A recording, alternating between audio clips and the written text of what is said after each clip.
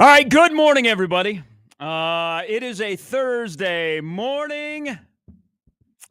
Last night in Lincoln at about 10:35 p.m., there was a guy that had a career-high 27 points in a basketball game that was played in the Big Ten Conference inside of Pinnacle Bank Arena last night before a pretty raucous crowd that got pretty silent in the last 5 minutes of the game. He said, I still believe in this team. His name was Juwan Gary. Love the last name. Don't like some of the decision-making. So he still believes in Nebraska basketball, his teammates, his team. He said, I think I'd run through a wall for him. Here is what I believe. I believe I was wrong. I said yesterday that Nebraska would win against USC. I was wrong. I thought Nebraska would win last night because you know what? They would just be a better team at home, and maybe the probability would happen against a team that basically just has 5 guys that are out there balling. And that's all USC has. But I also violated a major rule. What is that? In a make or miss sport, because that's usually what basketball is, we overthink sports. Sports sometimes are really, really simple. Teams that make smart plays and teams that play harder usually win. What happened last night? USC won. I also believe this. I believe we've danced around this for a while. We've kind of talked about it, but we really haven't talked about it. We haven't talked about the reality that is Nebraska basketball in 24-25. We got caught up in the win at Creighton. That was nice. We had fun in Hawaii while we were all home for Christmas.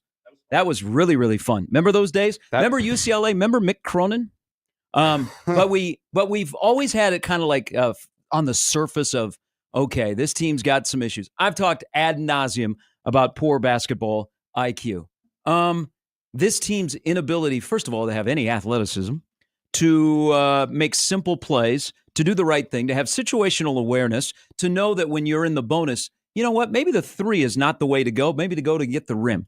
All of that stuff. That stuff has been there. We've talked about lack of multiple shooters on the floor.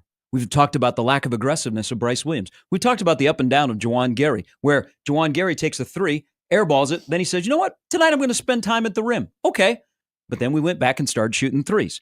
We've talked about that. I believe that we've talked about that. Now it's a real conversation, and reality caught up to Nebraska once again last night, where a team is aggressive against Nebraska, that bumps them, that grinds them, and Nebraska has no response on one end. I also believe that watching that game last night and watching this 5-game losing streak, that on January 23rd, Nebraska basketball is cooked. Yeah. Nebraska basketball players, coaches are talking about things that you should not be talking about on January 23rd in the throes of a 5-game winning streak, that you're not making toughness plays. You have a lack of confidence. And I also believe, I hate to admit this, but Iowa broke Nebraska. Any edge, any identity, any will to win, any finding a way to win, that happened. And that's what it is. It sucks. It's January 23rd, but I believe that Nebraska is cooked, and I've seen this act before. I had a front row seat in the 18-19 season. I don't know if you remember that. You're in school, right? Yeah. No, I was not. I mean, technically he was, but not that. Go back and research the 18-19 season. Different parts, different kind of makeup of a team. But man, it has a lot of a feel of a good start. You warm your cockles. Yeah. And then you know what? Somebody comes in and rips your cockles out, and we're having an honest discussion about, whoa, is Nebraska going to be one of the 16, 17, or 18 in the Big Ten that doesn't make the conference tournament? Good morning, everybody. I believe I believe I was wrong. I wanted to be right, but now I'm going to speak in reality. It's January 23rd. Nebraska basketball is cooked. So I want to go to the second half. I want to go to a sequence in this game that I think describes this team. You got 40 minutes, Matt. In a nutshell, okay? There's about 10 minutes left in the game. USC is leading 50-49. Okay, Sam Hoiberg makes a steal. Yeah. Okay. God, he plays hard. Sam is the type of guy where whenever he makes a play, the crowd gets excited. He just has this underdog aura, mentality. Energy. He's the shortest guy out on the court. Whenever he looks like he doesn't belong. But his want and his effort and his energy makes him belong and makes him more than just belong. It makes him a quality part of the team. So he makes a play. It's 50-49. Nebraska has the basketball. The crowd, because Sam made a play, they're cheering. They're getting excited. Hey, this is a moment where we could take the lead, where we could have some momentum. And then Burke Buchtengel puts up a chucker of a three from about 20, 30 feet out, clanks off the back rim. USC rebounds the ball, goes down to the other lane, hits a three, 53-49. That is this team in a nutshell. Energy, good defense, in a game, really close, battling in the Big Ten, crowd behind them. Nebraska basketball fans, all they want is a winner. All they want to do is see their basketball team get to the tournament, win an NCAA tournament game. They're behind them. And then they go on the offensive end and they make a stupid decision that completely ruins the momentum of what they were creating. And then the other team, in lieu of that, recognizing that, takes the energy that zapped out of the building, puts it in themselves, hits a three, up 4, and everyone's like, oh, here we go again. Yeah. That's what this team is. They make good plays. Their crowd gets behind them. I don't know that they make good plays. Well, they will make a good play. The crowd will get behind them, and then they will make 3 bad plays. I don't know how to, like, I've had a lot of time after the game last night to process all of this. And it was the thing that really is tough about last night is you could see this coming. You could see this coming kind of with your play. You're absolutely right on that play, which is a host of ones that are like, WTF. Yeah. Like, Berke, end of the game. Winning time. Had a lazy closeout.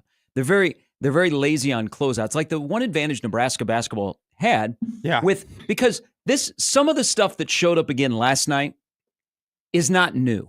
That's been there. We just you can overlook it when you play hard on defense.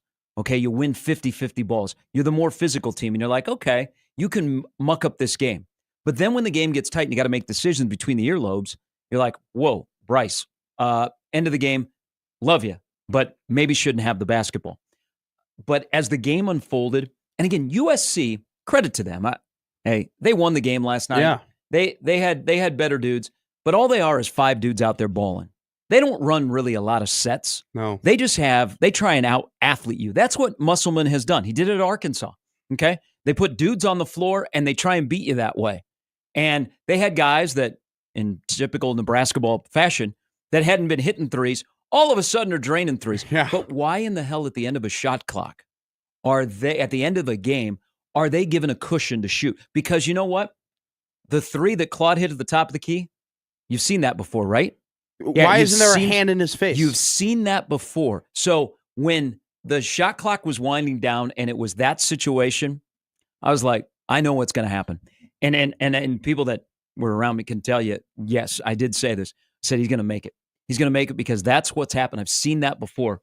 And, the end of the game situation is when you leave your feet, there is only bad things that can happen.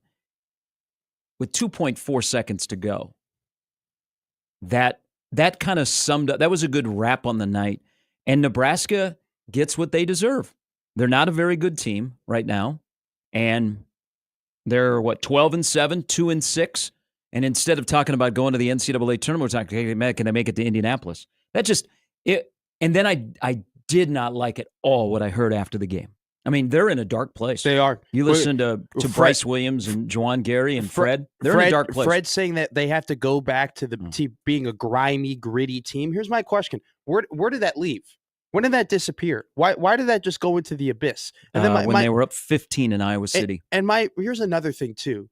I think what this team is missing. You look back and watch these Big Ten games, right? Michigan State beat Penn State about a week ago. What happened? They go on a massive run. Frankie Fiddler leads them. It was a close game, but then they go on that big run. They beat Penn State. Okay. Ohio State beat Purdue and Mackey Arena. What happened? They go on a massive 15-0 run. They get the energy. They, end up closing out the game.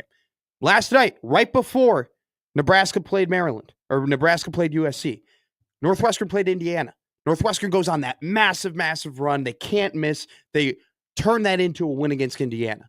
These last couple of games, where is that Nebraska 15-0, 16-0, put them away, take all the momentum, run? Where has that been? In 2 of those games against Rutgers and against USC, you've been at home. And against Maryland, you weren't even playing against an away crowd. You weren't even playing against a crowd that could cause momentum for the other team. Where have those big runs been? Where has those momentum building runs been? And then we go to the end of the game. You talk about the last 2.4 seconds. Let's make this very clear. At the end of the game, those last 3 possessions were terrible in terms of clock management. They take a timeout, 40 seconds left. They're not getting into their action until under 30. You gotta go. You're down 3. You need to extend the game. Get to the basket. Connor Sejan shouldn't be making a layup with 18 seconds left when you came out of your timeout with 43 seconds left. That should not be a thing. Now, I will give him a little bit of credit, because if he tries that 3, it probably gets blocked into oblivion. Yeah. But you're right. This is a team that doesn't have a lot of basketball IQ. No. And time and situation. Like, another part of why I could see this coming last night was Nebraska got into the bonus relatively early. You're like, okay, they're hit or miss on free throws, but they're going to have an advantage here playing at home. Now, High Knees had himself a night last night. But turn away. But that's not why Nebraska lost the basketball game. No. So you know that you're in the bonus. You know that USC has a penchant to foul if you get to the rim and you protect yourself. So why not do it? Why not do it? Why instead settle for threes that the action, the ball handoff action that you run doesn't really lead to a good-looking 3? Mm-hmm. It's just they're a frustrating team to watch, but the reality is they're last night and kind of over this 5-game stretch, they're exactly who they are. They have got to beat you with physicality, winning 50-50 balls, and they got to be the tougher team. And they're not, and they've gotten exposed. But why I say they're cooked, and people are probably like, oh, you're jumping to a conclusion. It's only January 23rd. I hated everything I heard last night. I hated everything. And it's not like this is a young team. This is an older team. So your vets are talking about sticking together, toughness. Your head coach has brought up that word again for the second straight home game that you've lost in a building that you've dominated, and you've found a way to win those games. And I don't want to compare last year's team because they're completely different. Like, Casey ain't walking through the door. Mast is sitting on the end of the bench, sitting out the entire year. Would they make a difference? They'd make a hell of a difference, because the offense wouldn't be stand around. Oh, it's at the end of the shot clock. Bryce, what are you going to do? Bryce is not good enough with the ball in his hand and decision-making to do it on his own. We want Bryce to be that guy. You and I and everybody else talks about Alpha Bryce.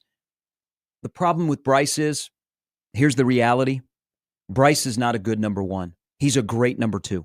He needs somebody to hand it off to him instead of him being there and 4 guys going, all right, Bryce, make a play. Make a play, Bryce. I mean, he didn't take what was his first field goal attempt? Yeah. Was it 16 minutes into the game? It was, and then, by the way, it was one of those field goal attempts where it wasn't a good one. I just feel like he threw it up there so he hasn't taken a shot in 45 minutes. The guy has not shot the basketball at the hoop in 45 minutes. I think he was just taking it so he knew what it felt like. And we talked about it, maybe it was this week, and I kind of compared him to early Karl Anthony Towns in the NBA, where if you were just to look at the stat line, 17 points, he had 4 rebounds, he had 2 assists, you'd be like, oh, Bryce had a good night. That's a solid night. But when you watch the game, it was a disappearing act. Riley Wooster, I think, was handling the ball more, passing the ball more, going to the basket more than Bryce Williams was. That cannot be something that happens. He would just disappear, and then all of a sudden he would reappear for 3 minutes, and then he would take a bunch of shots, and he would make a couple of them, and then he would go away. And then all of a sudden at 4 minutes, where he hasn't been a part of the game really for the last 5, you give him the ball, and you're like, all right, now you got to go and win it. Where has he been? Where has this been? When he hit that 3-pointer at the end of the game to I think tie it, right? I think it was tied at 70. I think everyone collectively was like, where the heck was this all game? Mm-hmm. Where has these attempts been all game? Where has this one-on-one spot up? All right, I'm going to take him. No, I'm going to step back. No, I'm going to hit the where has that been? And then with Gary, in his just want and necessity to take these 3-point shots. Juwan Gary needs to play, and I'm half joking, but I'm half serious. I'm half joking, but I'm half serious. He needs to play basketball like a fourth line forward plays hockey. Just get to the net. Just get to the basket. Just even if you have the ball or you don't have the ball, just go to the basket because good things are going to happen, right? That forward, he just puts himself in front of the net. He creates plays. Juwan, just go. Just go. Get out of the – because do you know what happens? When he went to the basket, he made 11 shots. He had 27 points. Yeah. This team, man, I have a sore throat. I'm like eating like Riccolas all day and all night, and I'm yelling into the microphone right now because of how frustrating they are to watch. They are, but you know what? I'm over it. That's who they are. But that's who they are. It's hard. It's hard to get over it because no, you know what? I'm over it because I have to deal in reality. You can play fantasy. I'm going to play reality. This is who they are, and we tried to avoid it for the longest time, but last night, this 5-game stretch, that's who Nebraska basketball is, and they have to find. They don't have anybody that's going to pull the parking brake. They've got Wisconsin, Illinois, Oregon, and the next 3. The reason why, so I'm just gonna watch the basketball. Just gonna not think of big picture things, but they've hit a crossroad with this season, and I think where they're moving forward with this team, I agree with you. It's stress-free basketball for me now in terms of sitting down and watching this team because the stakes have almost, until they prove otherwise to regain stakes within their season, the stakes are essentially gone. You can't lose 5 in a row and 2 at home with the schedule they have remaining and end up realistically thinking this team is going to make the NCAA tournament. Damn. But the reason why I'm not... you have to... It's tough to take them serious. The reason why I'm not over it, though, is because we saw earlier in the year what this team could be and saw them play in the manner in which they needed to win games like Maryland, like Rutgers, like USC. We saw them play in that manner against Creighton. We saw them play in that manner against UCLA. We saw them play in that Diamond Head Classic. Those were close games, especially the last one. That was a close game that they were in. They played in a manner and played in a style and a fashion that was grimy, that was intense, that was defense-orientated, where they did win the 50-50 balls, where their IQ wasn't a thing that you and I are constantly talking about and saying they clearly don't have. Now, were they playing the smartest basketball? No, but it wasn't as glaring as a problem as it's been over the last 5 contests. The fact that they showed us that they can do that and then stripped it away from us and said, no, we're not going to play like that when the moments matter most, that's what hurts the most. The fact that I know that it's there, the fact that I know that you could play that way and you can win these games and you're not, I can't get over that. Yeah, I mean, I can't get over the roster is what there is. I know you're going to try and squeeze something out of that isn't there. I mean, you do it to yourself. You do. You have some guys that haven't come through. That's where you need trades. The biggest going back, and again, there's a lot of repeating during this 5-game losing streak of things that ails Nebraska. The lack of a point guard is bad. So Aaron Ulis, thanks for coming. Well, so you would think Ulis had 10 assists against Maryland, so you insert him into the starting lineup. You're like, okay, maybe this is the boost. Whoa. I think he was taken out in the first 6 minutes after a turnover and a personal foul. And did he play much after that? What's his minutes? 14. He had 14 minutes. Okay, so he played the first 6 minutes before they took him out. So for the next 34 minutes, he played 8. Mm-hmm. So then you have essentially Wooster playing point guard. The lack of a point guard, which would help a Bryce Williams immensely. We talked about, hey, could you make Bryce the point guard? Oh, hell no. Because he, first of all, they are aggressive on him and they get up on him and they make him make decisions quick and they're physical with him. And he just is not. The game is going so fast, it seems, for an older guy. Plus, his ball handling is not the greatest. And so you put yourself into a situation when you don't have a true point guard that gets people in and out of situations and can facilitate and can say, hey, no, we're not taking threes. We're going to run sets. When things look like they bogged down in the first 15 seconds of the shot clock, It just, games like last night showed. Again, USC, again, they're 3-1 on the road in true road games. There are 5 guys out there just balling. I know. It's an unorthodox style, and it can work if you have a bunch of dudes and you're hitting shots. That happened last night. You lost to a team that they just say, let's go out and just play basketball tonight. We're not gonna run sets. Now they ISO'd the hell out of Nebraska, which Nebraska did not adjust to, but they got good matchups. Musk did a great job of, he would get certain guys on certain defenders from Nebraska, and then they would kind of clear out and they would go. I mean, they ran ISO ball. That's not bringing out the whiteboard and going, hey, let's just scheme this game up. It's just guys out there playing. They're playing smarter basketball. Do you want to, and I think you already know this, but this is sickening what I'm about to tell you. So Nebraska basketball shot 27 of 55 from the field. Okay, that's 49%. That's pretty good. Whenever you're in that 50% range for a team as a shooting, that's a good place to be. They went 5 of 24. 5 of 24 from 3, which means that they went 22 of 31 from 2. Mm-hmm. 22 that's nearly 70% field goal percentage from 2-point range. Yet this team decided that they are going to take 24 3-pointers. What is that? 17%? Bearcay Buchtengel and Jawan Gary. NBA influence. Combined 0 of 8 from the 3-point line. Bearcay was 3 of 3 from 2. He was perfect from 2. Brother, those 8 threes combined between those two weren't even competitive either. Yeah. One hit the front rim, one hit the sideboard, one hit the back rim. One missed completely on the left side. It just, but the thing about those two going 0 for 8, it's the time and when they shot them. Yes. Like Bearcay, they ran an action where it's the right wing where he comes open for a 3. They had a slip screen. It wasn't Bryce. Can't remember who was going to the basket. And if he is quick on a decision making, yeah, I know what you're talking about. That's an easy layup. Yeah. Instead, yes. USC left him open. Yeah, and he shot it. And there's like, oh, I remember that one. Here's the funny thing. I had a buddy of ours who was in the press box, and we were talking about this exact thing, Gary and Buchtengel, and he sent me a meme. It was like, if you're open from 3, there's a reason. And I texted him back and I said, hey, it's funny because they're not even that open.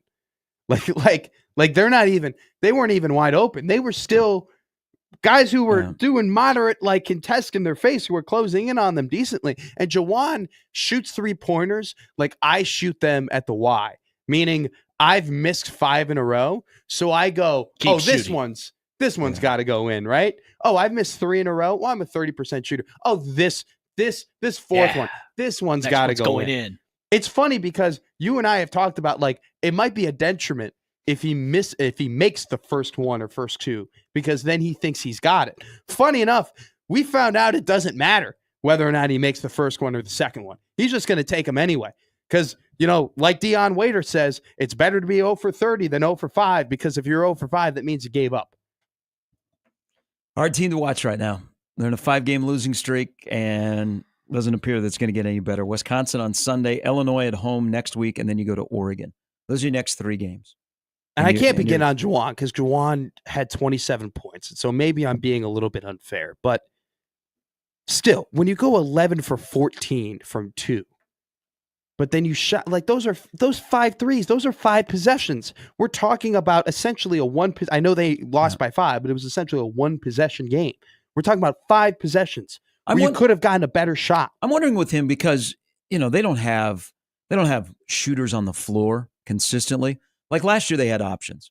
This year their offense has turned into, and I saw this last year with Omaha with Frankie Fiddler. He's so good. You stand around and watch and you think they're going to make a play, that because they don't have shooters on the floor, I think Jawan Gary thinks that he should be the shooter. And I don't blame him because I don't blame him. But there's a time and place for shooting a 3 like he does. And then when does it click that you're like, you know what? If I just get to the rim, I'm going to get fouled or I'm going to make buckets. And when he did that, like I said, 11 of 14, it was good. But just the decision making as a whole, and Fred didn't have a great game last night either. But their decision making, just the basketball IQ, the simple little details are befuddling. Like just dribbling the basketball and the pass. This is a team also that the simple thing in basketball is you got to learn how to pass the ball. Yeah. It is a chore to pass the basketball with this team all of a sudden. I forgot to say it during the Maryland game. And it didn't show up as much in this game, but it still is a thing. And I know you're going to be right there with me. This team has a chronic picking up the dribble problem. I feel like they just, when in doubt, they just pick up the dribble. They play reminds me of 6-on-6 girls high school basketball in Iowa, where you get 2 dribbles and then you got to pick it up. Yeah. And they pick it up and they put themselves in the worst positions with the defender right on their hip with their pivot foot, and they're flailing the ball around, and then they're panicking who to pass it to. You know what happens is, so dribble, stop, and then it's a ball handoff against a man defense. So what happens? That guy that's coming to get the ball brings his defender into you, and all of a sudden you got 4 guys that are in a car crash, and nobody else is moving on the floor. There's sometimes where they get stagnant. I mean, it's, and I don't think Fred is known for, he likes to design offense to get guys open. I don't know how you go about fixing this offense, because I think there's limitations on guys that play roles that prevent you from doing things you want to do on offense, like setting a high ball screen where a guy comes off, or there's a slip screen where a bounce pass is pretty easy. Hits him right in the pocket. Boom, layup. There's 2 instead of a missed 3. Fred Hoiberg's offense has always been predicated on spacing, even all the way back to when you're right. I watched him coach in Chicago. They were playing some of their best basketball in Chicago when Nikola Mirotic was shooting the lights out from 3, because you could have that spacing and then you could crash to the paint. Last year's team is a great example of that. You had guy after guy, Wilcher, Tominaga, Mask. Shooters. Mm-hmm. Dudes who can legitimately space the floor. And even it's almost as if, too, the fact that those guys could space the floor and they were great shooters made other guys better shooters than we thought, because the looks that they would get would be open. Because the other team was so busy closing out all the other guys, they would swing it, and then all of a sudden, Sam Hoiberg could have a cup of tea in the corner before he takes his shot and makes a 3-pointer. So it is, we talked about it with Coach Mack and Creighton, where there's some roster construction issues. And I think that we were able to see that when Pop Isaac went down, we were able to see that really quickly. Mm-hmm. With this team, the skid that they're on, there's also roster construction issues. And you say point guard is one, that's absolutely correct. But the spacing here is bar none. Which a point guard would help. Point guard, a shooting point guard would help do that. But I don't know. It's just clear this team has a ton of problems. And you were yesterday, and I don't blame you at all for being confident that they were going to win, because it only made sense. Must-win game at home, bring the energy. You think that would be the tougher, more physical team when like, look at the first half. So like the ending you could see coming, and you had to just rewind the tape. Is USC wasn't hitting anything from 3, so you're like, oh my God, they're finally out of this rut. But what were they doing? They're 282nd coming in offensive rebounding. Mm-hmm. What is rebounding? Rebounding is mostly effort. And on the offensive glass, USC is cleaning up. They ended up with 12 offensive rebounds, and it seemed like every offensive rebound they got was huge. Mm-hmm. Extra possessions. Is when that didn't happen, when they started cleaning the glass, I was like, okay, that's where I thought Nebraska had an advantage. And it was referenced in the postgame about, we thought, we were going to just be the physical team, the more physical team. If you haven't listened to the postgame, appreciate the honesty, because it's 2 guys that are veterans that came back not to have a 5-game losing streak. Their head in their palms the entire time. Or Fred to kind of repeat what he said after Rutgers. It's scary. It's scary where there's something up with this team. Okay, there's things aren't clicking, and now you're looking at 3 difficult games where, I mean, Nebraska could be a double-figure underdog in at least one of those games. Oh, absolutely. Wisconsin, Illinois, Oregon are your next three.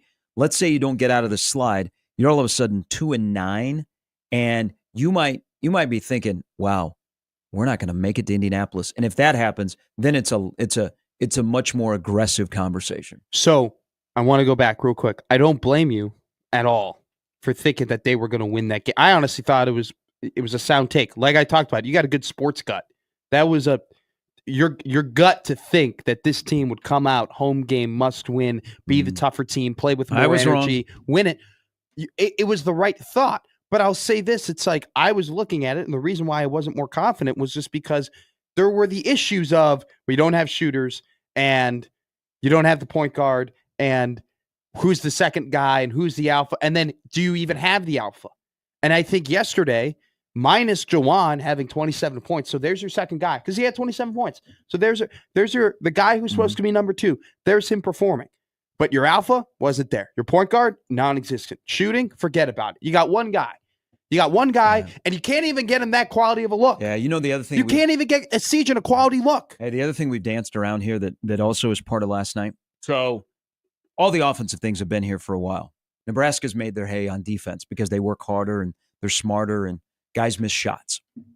In a make or miss sport is when Nebraska has defensive breakdowns, boy, I mean, it is like driving off the side of the road on I-80. It isn't like, oh, I just got to pull off and fix the tire. No, it's obvious. It's like you drive into the ditch. There was a stretch last night, and I'll go back and look and try and add it up. USC was scoring. They had a 1.41 points per possession in the second half. Now, usually on a good night, that's a 0.8. Yeah. 0.9. Yeah. Second half, USC 1.41 points per possession. So we're talking about the offense and those issues where the defense had a major breakdown, lazy closeouts. Just it was the recipe for another bad loss, but that's who they are. I'm resigned to that fact. My head is now thinking, will Mason McConaughey pitch at Haymarket Park in the Super, or will he have to go on the road as the ace of Nebraska's baseball team? And Jordy Ball, will she be everything that Nebraska wants? Because I think the spring's going to be pretty good over there, Bowling and Haymarket Park. But right now, the winner in PBA for the men's team, cooked. It's incredible what Find 3 yourself a weeks chef. can do. We got 2 guys in this town that are fantastic chefs that are up for the James Beard Award. Man, you're in your kitchen this morning, and in that pan is Nebraska basketball. Nebraska basketball's cooked. They're going to win. They're going to win some games. They're not going to lose the rest of the season. But I've seen this act. This act has happened before. You knew 18-19. Go back. It's eerily similar on the start, the energy, the optimism, and then the bottom falls out, and it's a slog to the end. And we know what happened at the end of that season. I think what was very telling about where this team is at, just as a program in general, not just the team, but just everything surrounding it. When Claude makes the 3-pointer with 45 seconds left, 72-69. At the end of the shot clock. At the end of the shot clock. You knew that they really didn't have any other options. No. Because they weren't. So they spread the floor on that possession. Nobody was moving. They were going to take a 3. That was their end result.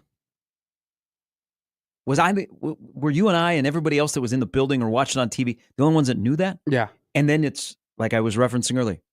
That's happened before. I've seen that exact thing. So wouldn't you think as a player, oh, I know what they're going to do. And maybe you would come out and like a closeout with a hand or something. Like not your leave season a cushion. depended on it. But why when that shot, when it went in, why was the game over? Like, why did everyone in the building know? Why did it seem like everyone on the bench knew? Because you should have seen the body language.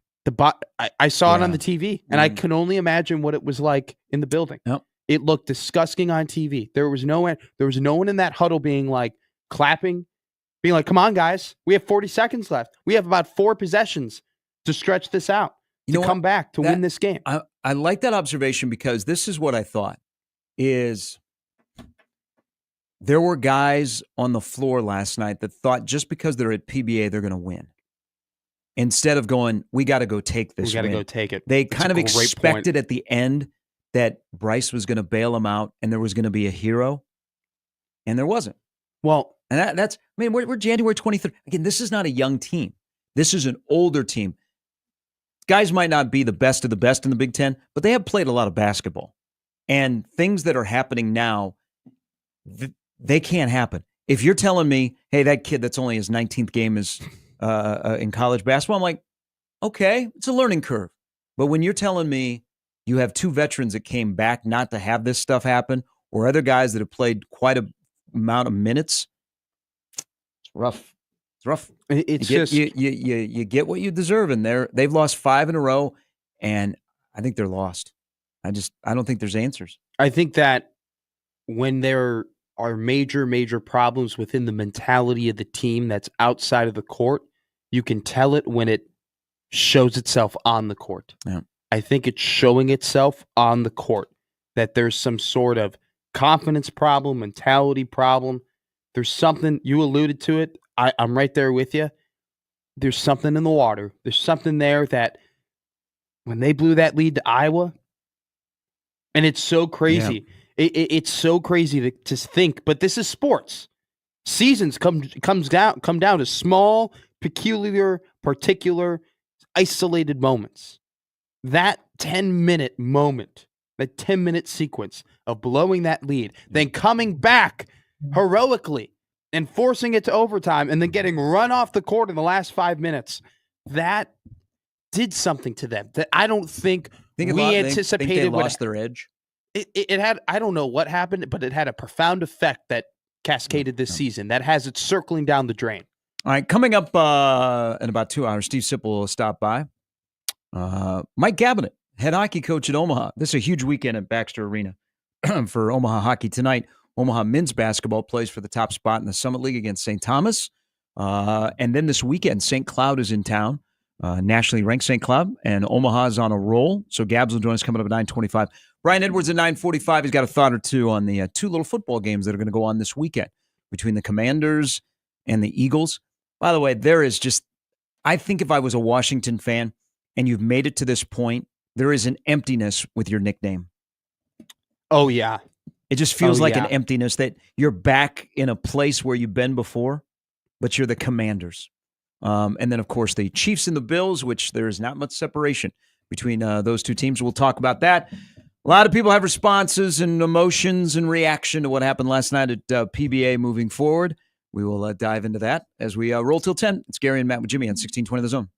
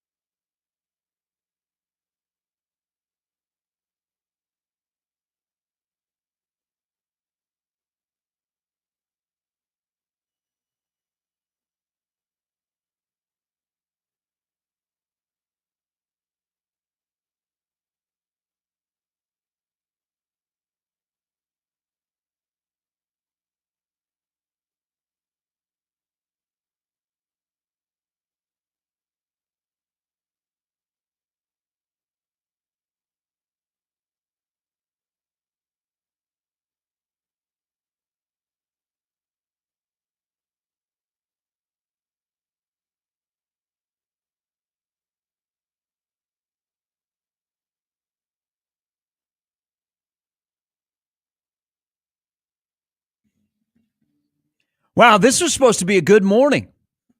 Guy won. Travis won a Porsche last night.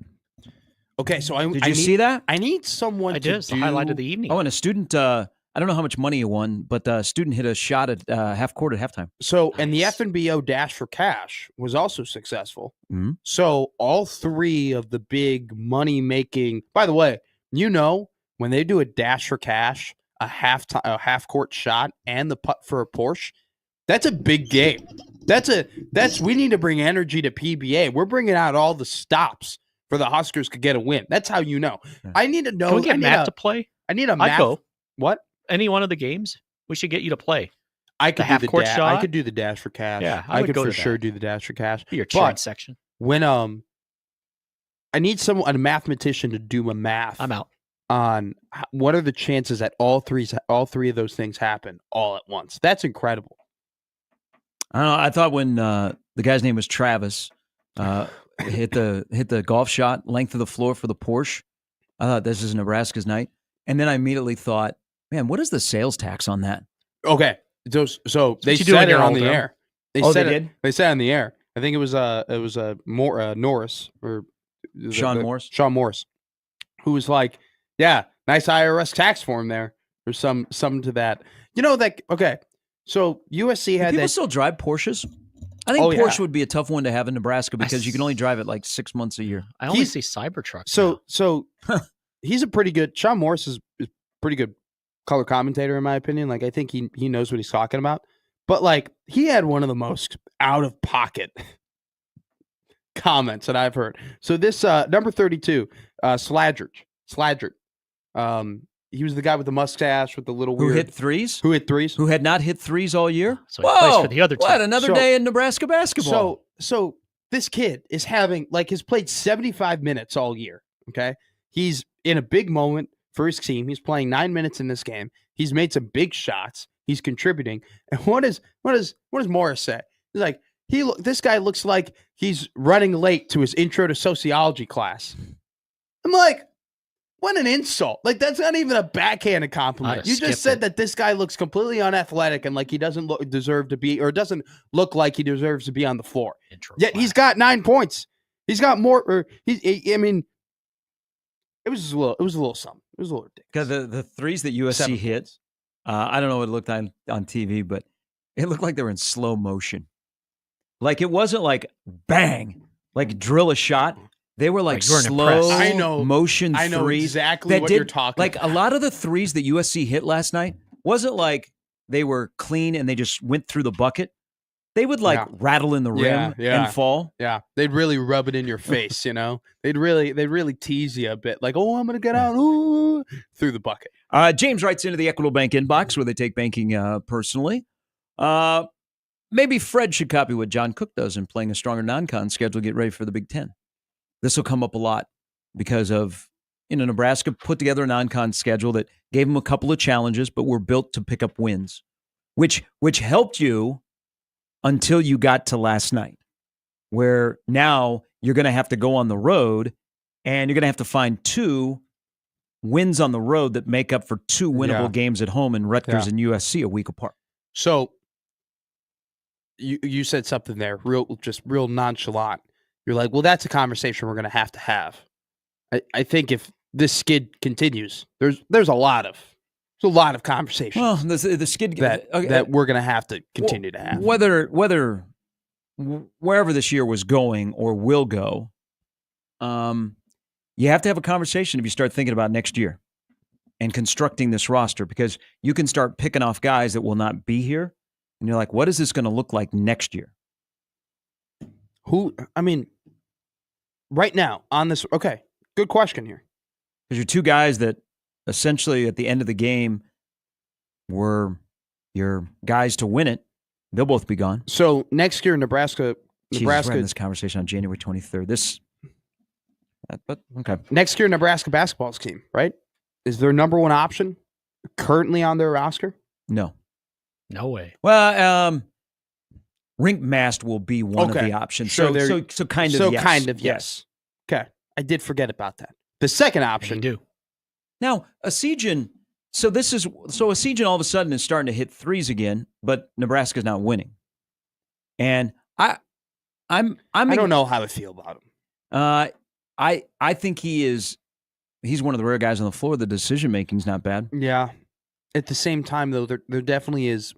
The defense is a little lacking, and Well, I think you're going to have to give up for that because he's essentially your only true shooter. It is. No, you're right. Yeah. And also, too, though, and that'll drive Fred crazy, Matt, sacrificing one end of the floor just to have offense. I know. But that's kind of what he has to do. And then at the same time, it's like he's not that big of a guy. Now, granted, Casey wasn't that big of a guy either.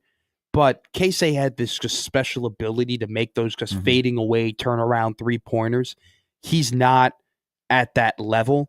Granted, 3 of 6 yesterday from the 3-point line, but it's just like I feel like he needs to get a little bit bigger and he needs to get a little bit stronger in order so he can make himself more open, coming off those dribble handoffs, coming around those pin downs. At the same time, this coaching staff and this playbook and what they're doing on the whiteboard needs to give him more looks, needs to help him. But at the same time, you need more shooters to help him do that. We talk about, and I want to bring Creighton in this conversation because they're in a different spot than Nebraska is, but we talk about the big three. Nebraska doesn't need the big three. They need all 5. Yeah. 3 guys last night combined for 59 of Nebraska's 73, and Asijan is one of those. All right, hour in the books. We'll continue this conversation. Some good emails and tweets rolling in. We will get to Steve Sipple a little bit later, and the television ratings came out for the college football playoff. We still like football. We didn't watch it as much as the year before. Why? All of that and much more to go. Gary and Matt with Jimmy on 1620 The Zone.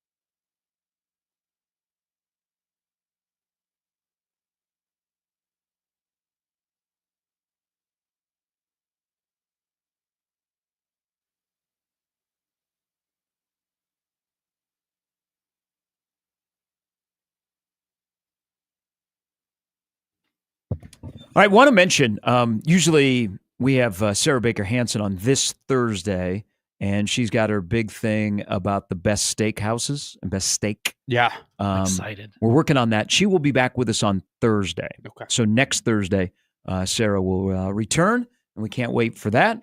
Can't wait for Wisconsin at noon on Sunday in Madison, right? We can wait. You know what? You can't wait for Omaha St. Thomas basketball tonight at Baxter Arena. No, I can't wait for that. I'll be there tonight. That'll be fun. Huge game. Stop by, see Matt. Huge game. Yeah, come by and see me. If you see me, come and say hi to me. Buy him I a love beer. that. Well, you know what? Maybe I'll go to another Omaha men's basketball game tonight. Me? Me. Oh, you. Yes. You'll Yes, be there. but they can't come say hi to you while You're you're working. working. No, I know where they're sitting.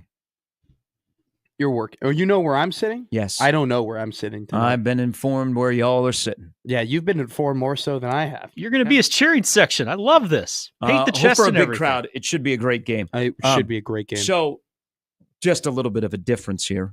The way Nebraska plays offense is completely different from St. Thomas. St. Thomas has 5 guys on the floor that all seem to shoot 60% or better. Yeah. So it should be a great game tonight. St. Thomas is a 2.5-point favorite over at Baxter. That's a 7 o'clock tip for the first place in the Summit League. First time since 2011, 2012 in the Summit League that 2 5-0 teams have met. Wow. Mm-hmm. That is awesome.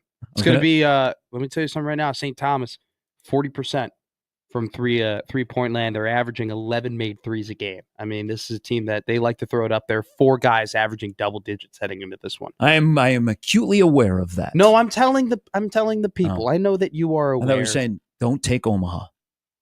Doubt the Mavs. They will not make it 8 in a row. They will not be 6-0 going to Tulsa tomorrow. I see what you're That'd doing. be awesome. That'd be awesome. Play ORU. Also this weekend, maybe the other big game that all of a sudden has turned into a really, really interesting game. So Creighton women won last night. They're 8-0 in the Big East. UConn rolled Villanova. They're an offensive masterclass, and it's not just Paige Beckers. That's the second game. So Creighton men against Seton Hall on Pink Out on Saturday at the Chai is like the appetizer. Yeah. The main course is UConn Creighton women, which in the past, Creighton women have struggled and have gotten blown out by UConn here, but they play them much better in stores. But that's a very intriguing game at 4:30 on Saturday. Hey, credit At the Chai? Credit to FS1. They've been marketing the crap out of that game and out of that UConn doubleheader, and they've done. I give them a ton of credit for doing that. They do love and for Paige. really pushing women's basketball, and to the point, Paige and Juju.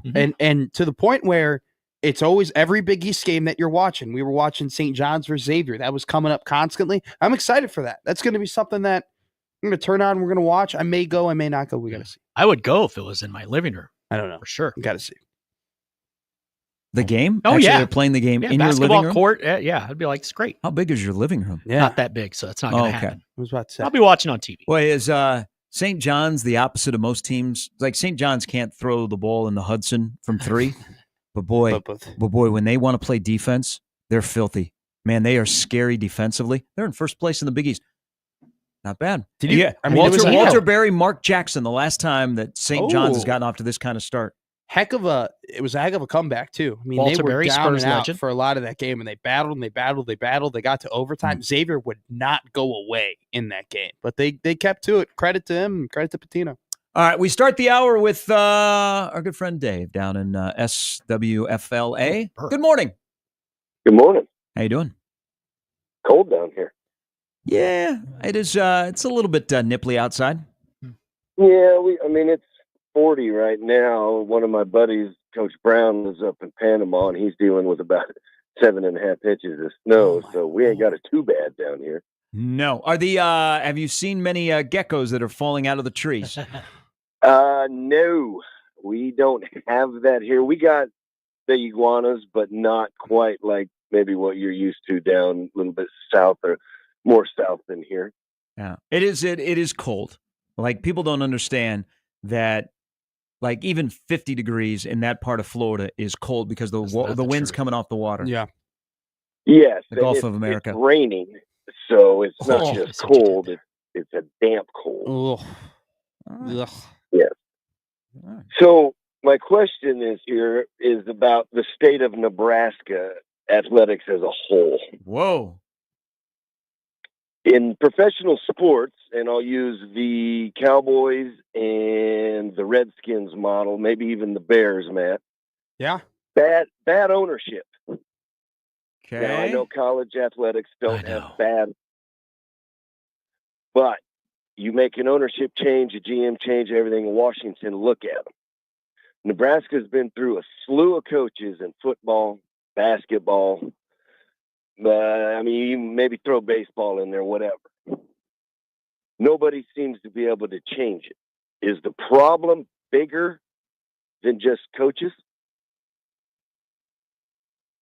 In the current state, or are we talking multiple? Because they've had dysfunction for a while and not alignment, which has and some bad hires, whether they be in the power chair or somebody with a headset or a clipboard. Yeah.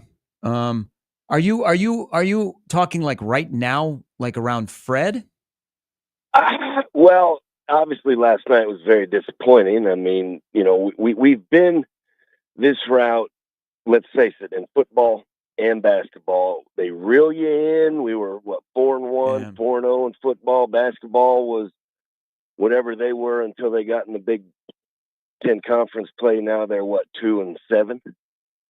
Yeah, 2-6. So yep. I'm just curious. What it can't be as simple as bring in a new coach, because you're going to get a better basketball coach than Hoiberg. You're going to get a better football coach than Rule. I mean, I think it's the problems above the coaching, in my humble opinion. Okay. Am I wrong? Okay, so I'll give you this from the football part is, I mean, Matt Rule is the athletic department. Yeah. Okay. Yes. So Troy Dannon walks in, and to a little bit of a lesser extent, Trev when he was the AD here, but Rule is at the top of the food chain. Like if Rule wants the end zones to be black one week and red the next, it's probably going to happen. So in football, they're aligned for the first time in a while, but you also have an adult that's in the football chair that you trust to make those kind of decisions. Now in basketball, the one thing about basketball is Trev was really good for Fred. Trev came in, and Trev hates spending.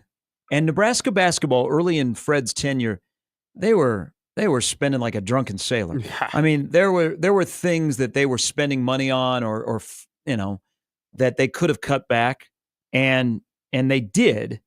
And I think Trev took an interest in basketball, helping Fred and giving him support, like not saying, "Hey, you're in trouble," or giving that indication. And I think that really helped Fred. I don't know enough to talk about this, Dave, about Troy Dannon's relationship with Fred. He hasn't been here a full year. I mean, any athletic director in Nebraska wants every sport to win. And essentially, you say, volleyball, keep generating $7 million a year. Football, you know what you got to do. Basketball, we can be good in basketball. But Trev was good for Fred. I just don't know enough about Dannon's involvement with Fred. I don't hear about it as much. Not saying that he ignores basketball. He's got a lot of other things going on. But it's a fair question. I think it's different than it's been in the past in terms of from the academic side to the athletic director to the coaches of the two main sports. I think Nebraska's in a better spot than they've been. I mean, they have a president. Rodney showed up, and he's a president. I don't. They kind of shoo him aside when it comes to athletics. I got you. I mean, I was just curious, and I try to kind of compare it to pro sports. I mean, you look at Matt, you're a Bears fan. I'm a Bears fan. Yeah. Ownership's the problem. Yeah. So you can bring in all the coaches you want. I mean, from Lovey clear down to where we are now. Same thing with the Cowboys. The problem ain't McCarthy. The problem's Jerry. Yeah. Hey, so let me ask you a quick question, Dave, before Matt jumps in here. So there was a lot of discussion on Monday night about Marcus Freeman as the right coach for Notre Dame. Well, what does that mean? The right coach because you understand what you're getting into, and it's an absolute beast. Somebody that doesn't ride the highs and the lows, that is pretty even keel. I can understand why people say that, but I'm thinking, okay, what makes them the perfect fit? Do you believe that the football coach currently at Nebraska is the perfect fit for what Nebraska football as a Fortune 500 company needs? Ooh, That's a good question, because what are we comparing it to? Are we comparing it to what T.O. did? Are we comparing it to now? Let's compare it to who he took over for. Oh, well, you know my Yeah. feelings Yeah. about that. You're a softball that's guy. a I loaded might have just put up an old 16-incher there for you to crush out Ooh, of Grant 16-incher. to crush out of Grant Park. Ooh, at a well, boy. Here, I'll use this for you. I Okay. coach at 2 different high schools. Okay. Double dipper. Obviously, Venice High School is the standard. Yeah. Okay, they win in football, they win in volleyball. Softball goes to regionals every year. Track has success. Weightlifting has success. And I did a TV interview after this, and they asked me, "You got that mantra? It's just different here." Well, it's easy to be different when you win in football, but every sport there is successful, and I think it starts with admin, because we got double the admin support than I do at Northport High School when it comes to athletics. Mm-hmm. So, Dave, couple and Dave, thanks for the phone call, Yeah. by the way. Thanks for checking in. well, couple of things too. Like, Nebraska athletics they've had a lot of success. Not just we look at the main three for Nebraska athletics: volleyball, basketball, football, right? But track and field won the Big Ten. Softball, not too long ago, won the Big Ten. Baseball won the Big Ten. Like, wrestling is one of the top programs in the country. And my gymnastics had a really good season last year. Women's gymnastics did a really good job. Bowling has won national championships. You go down the line, and I apologize for anyone listening who maybe represents the other sports at Nebraska, but you go down the line, Nebraska athletics overall, not just the three that we pay the most attention to, has been doing a really good job in general. Now, for me, I think if you want to talk about that, Dave, pre-Trev, I think there is a hill to stand on. But when you're talking about it now with Matt Rule and Troy Dannon and Fred Hoiberg, is it Troy's responsibility that they didn't execute on special teams against Illinois and that they didn't execute that pass to Lindenmeyer in the end zone to win that game? No. Is it on Troy that Dante Dowdell got stuffed at the 2-yard line against Ohio State on the road that would have won them that game? No. Is it Troy's fault that Fred's team halfway through the year was this gritty, grimy defensive team, won every 50-50 ball, gave their effort, and then now in Big Ten play, they're not doing it? Does that fall on Troy? No. So if they were in a different state, if they were in this morbid state of there was nothing to be desired, there was no hope, there was no action, there was no competition, it wasn't even close, we weren't even getting down to these close, minute plays, I think that would be the hill to stand on. But the fact that Nebraska basketball spending money and they're being competitive, Nebraska football spending money, they're being competitive, I don't think them not being able to execute those last minute, win those close games, that doesn't fall on Troy. That falls on what's going on within those locker rooms. Now, you can make the trickle-down effect argument of it all starts down, but I think they're close enough to the point where it's not about up there. It's about what they're doing in the locker rooms. Yep. But I think it's good. It's a fine conversation to have, because we're talking about, just programs at this point that are having similar problems. Nebraska basketball is having a very similar problem to what Nebraska football is having. Nebraska football couldn't win close games. In these games, in this skid, they've been, minus Purdue, all incredibly close games that have come down to the final minute. One of them in overtime, and they have been able to close out. You think at the end of the day, if I'm in the power chair and I'm the athletic director of Nebraska, I would love to be the AD at Nebraska for just one day. What would you do? You have one day. You have 24 hours, Gary Sharp. You're the Nebraska athletic director. What are you doing? There would be some pardons of things that have ailed Nebraska that have gotten in the way, that I felt if I would pardon them, then Nebraska would go back to having success. Okay. Of maybe like somebody that dropped a pass, missed a field goal, things like that. You would hold a ceremony. yes. We're gonna hold. Yes. We're gonna have it at Pinnacle Bank Arena. We're gonna sell tickets for $18.90. Yeah. Everyone's gonna come in, and we're just gonna bring up guest after guest. We're gonna have a priest. We'll douse them in holy water. Boom, boom. You're pardoned. You're done. No more hate for you. In honesty, I would never want that job, especially in the landscape now. Me too. Hey, I love Adrian. I think Adrian Dow and Chancellor Lee are the best combo that UNO has had. But I know what Adrian's going through trying to navigate the landscape. I know we had a great back in October with the Nebraska Greats. I led a panel discussion. We had Marcus Blossom, we had Adrian Dow, and Troy Dannon. And to hear them talk from all different perspectives, one school that has football, one's a mid-major, one is in a major basketball conference that basketball is their sport. I wouldn't want to be in the power chair making those decisions. But if I'm in the power chair, and what is this Christopher Walken accent? It's always the power chair. Do you think there is a day that if you're running Nebraska athletics, that you could say football is always number one? Yeah. Football needs to get going at Nebraska. There is no ifs, ands, or buts. Okay. Football needs to take a step because there's so much relying on football's success in 2025. There is no doubt that Nebraska volleyball is a wagon. It is a beast that John Cook continues to feed, and somehow he does it. Generated $7 million this past year. That is crazy. They play in a palace. They have a huge, passionate fan base. It is a program that is rolling. But do you think as an athletic director, and right now, Nebraska volleyball is at the top of the food chain. Without a doubt. Do you think as an athletic director in Nebraska, you could get away, and Nebraska volleyball doesn't take a step back, it continues to be what they are, that you can say, you know what, at the end of the day, we need Nebraska basketball to be the second most important sport on campus, right behind football? You think you can get away with that? I don't think you can. But what does it do, though, Matt, if you say that out loud and that is how you talk and you back it up with actions in terms of cash, support, all of that stuff, what does that do? I think it would send a negative message toward the volleyball team, which is who would be sitting there being like, really? You're trying to piss us off?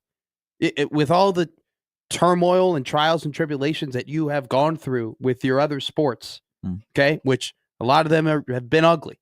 Who has been the one pillar of consistency here, producing winner after winner, year in, year out, keeping this going? Who else? No one else makes $7 million in women's athletics. I mean, not too many teams get even. It's absolutely crazy. It's crazy, but it's absolutely ridiculous. Kudos to John Cook and his entire program. But here's another thing too, and I think that I can speak well on this because I just came off of that campus. There is a pride amongst the student body that there is a sport that not a lot of schools take very seriously, that Nebraska takes incredibly seriously. Mm-hmm. That the student body has a ton of pride in the fact that volleyball is important, that going to volleyball games matter, that we have a sport in this state that you can totally point to this school and the state in general as propping that sport up to heights that maybe no one ever imagined it could go. Mm-hmm. There was a ton of pride within that student body that, some people joke around, oh, it's a volleyball school. Some people say that legitimately, though. And I'm one of those people who, if someone said, oh, you're a volleyball school, I go, yeah, we are. We win. We're great. We're good. We watch the game. Watch the sport. It's a great sport. Yeah, you wouldn't be off. I mean, some of the most notable accomplishments over the last even 5 years are all volleyball. Pretty much volleyball. Adjacent. And so if the athletic department were to say that and were to come out blankly and say, we want basketball to be number 2 ahead of volleyball or some sort of that message in some sort of way, there would be students there who would be like, really? Like this is our thing. Our thing is that we're great at volleyball. Our thing is that we love volleyball. Our thing is that we go to, we have lines. How many other schools in the country are having lines and lines of students waiting outside their volleyball center, waiting to get the best seat in the house in the student section? It's a part of going to the school. It's one of those things that as a student body we got, and we like that we got. See, this is a good discussion because football at Nebraska, men's basketball at Creighton, hockey at Omaha, the second most important sport. Omaha's is easy because it's men's basketball. Creighton might not be, and this discussion we're having about Nebraska might not be. We'll continue this. Steve Sipple's going to join us coming up at 8:30. We'll talk to Mike Gabinet. Speaking of Omaha hockey, they got a big weekend. Big weekend at Baxter Arena. Tonight starts with Omaha St. Thomas basketball, then St. Cloud. The Huskies are in town. Heck yeah, man. And Gabs will join us coming up 9:25. It's been a while since we talked to Gabs. Last time we talked to Gabs, I think it was during COVID. Really? Yeah. That'll be awesome. Paths haven't crossed on the radio. They will cross at 9:25. So looking forward to catching up. The Mavs are playing much better. Yes. And currently, right there knocking on the door for home ice in the NCHC postseason. And Brian Edwards stops by as well. It's a Thursday edition of Gary and Matt on 1620 The Zone.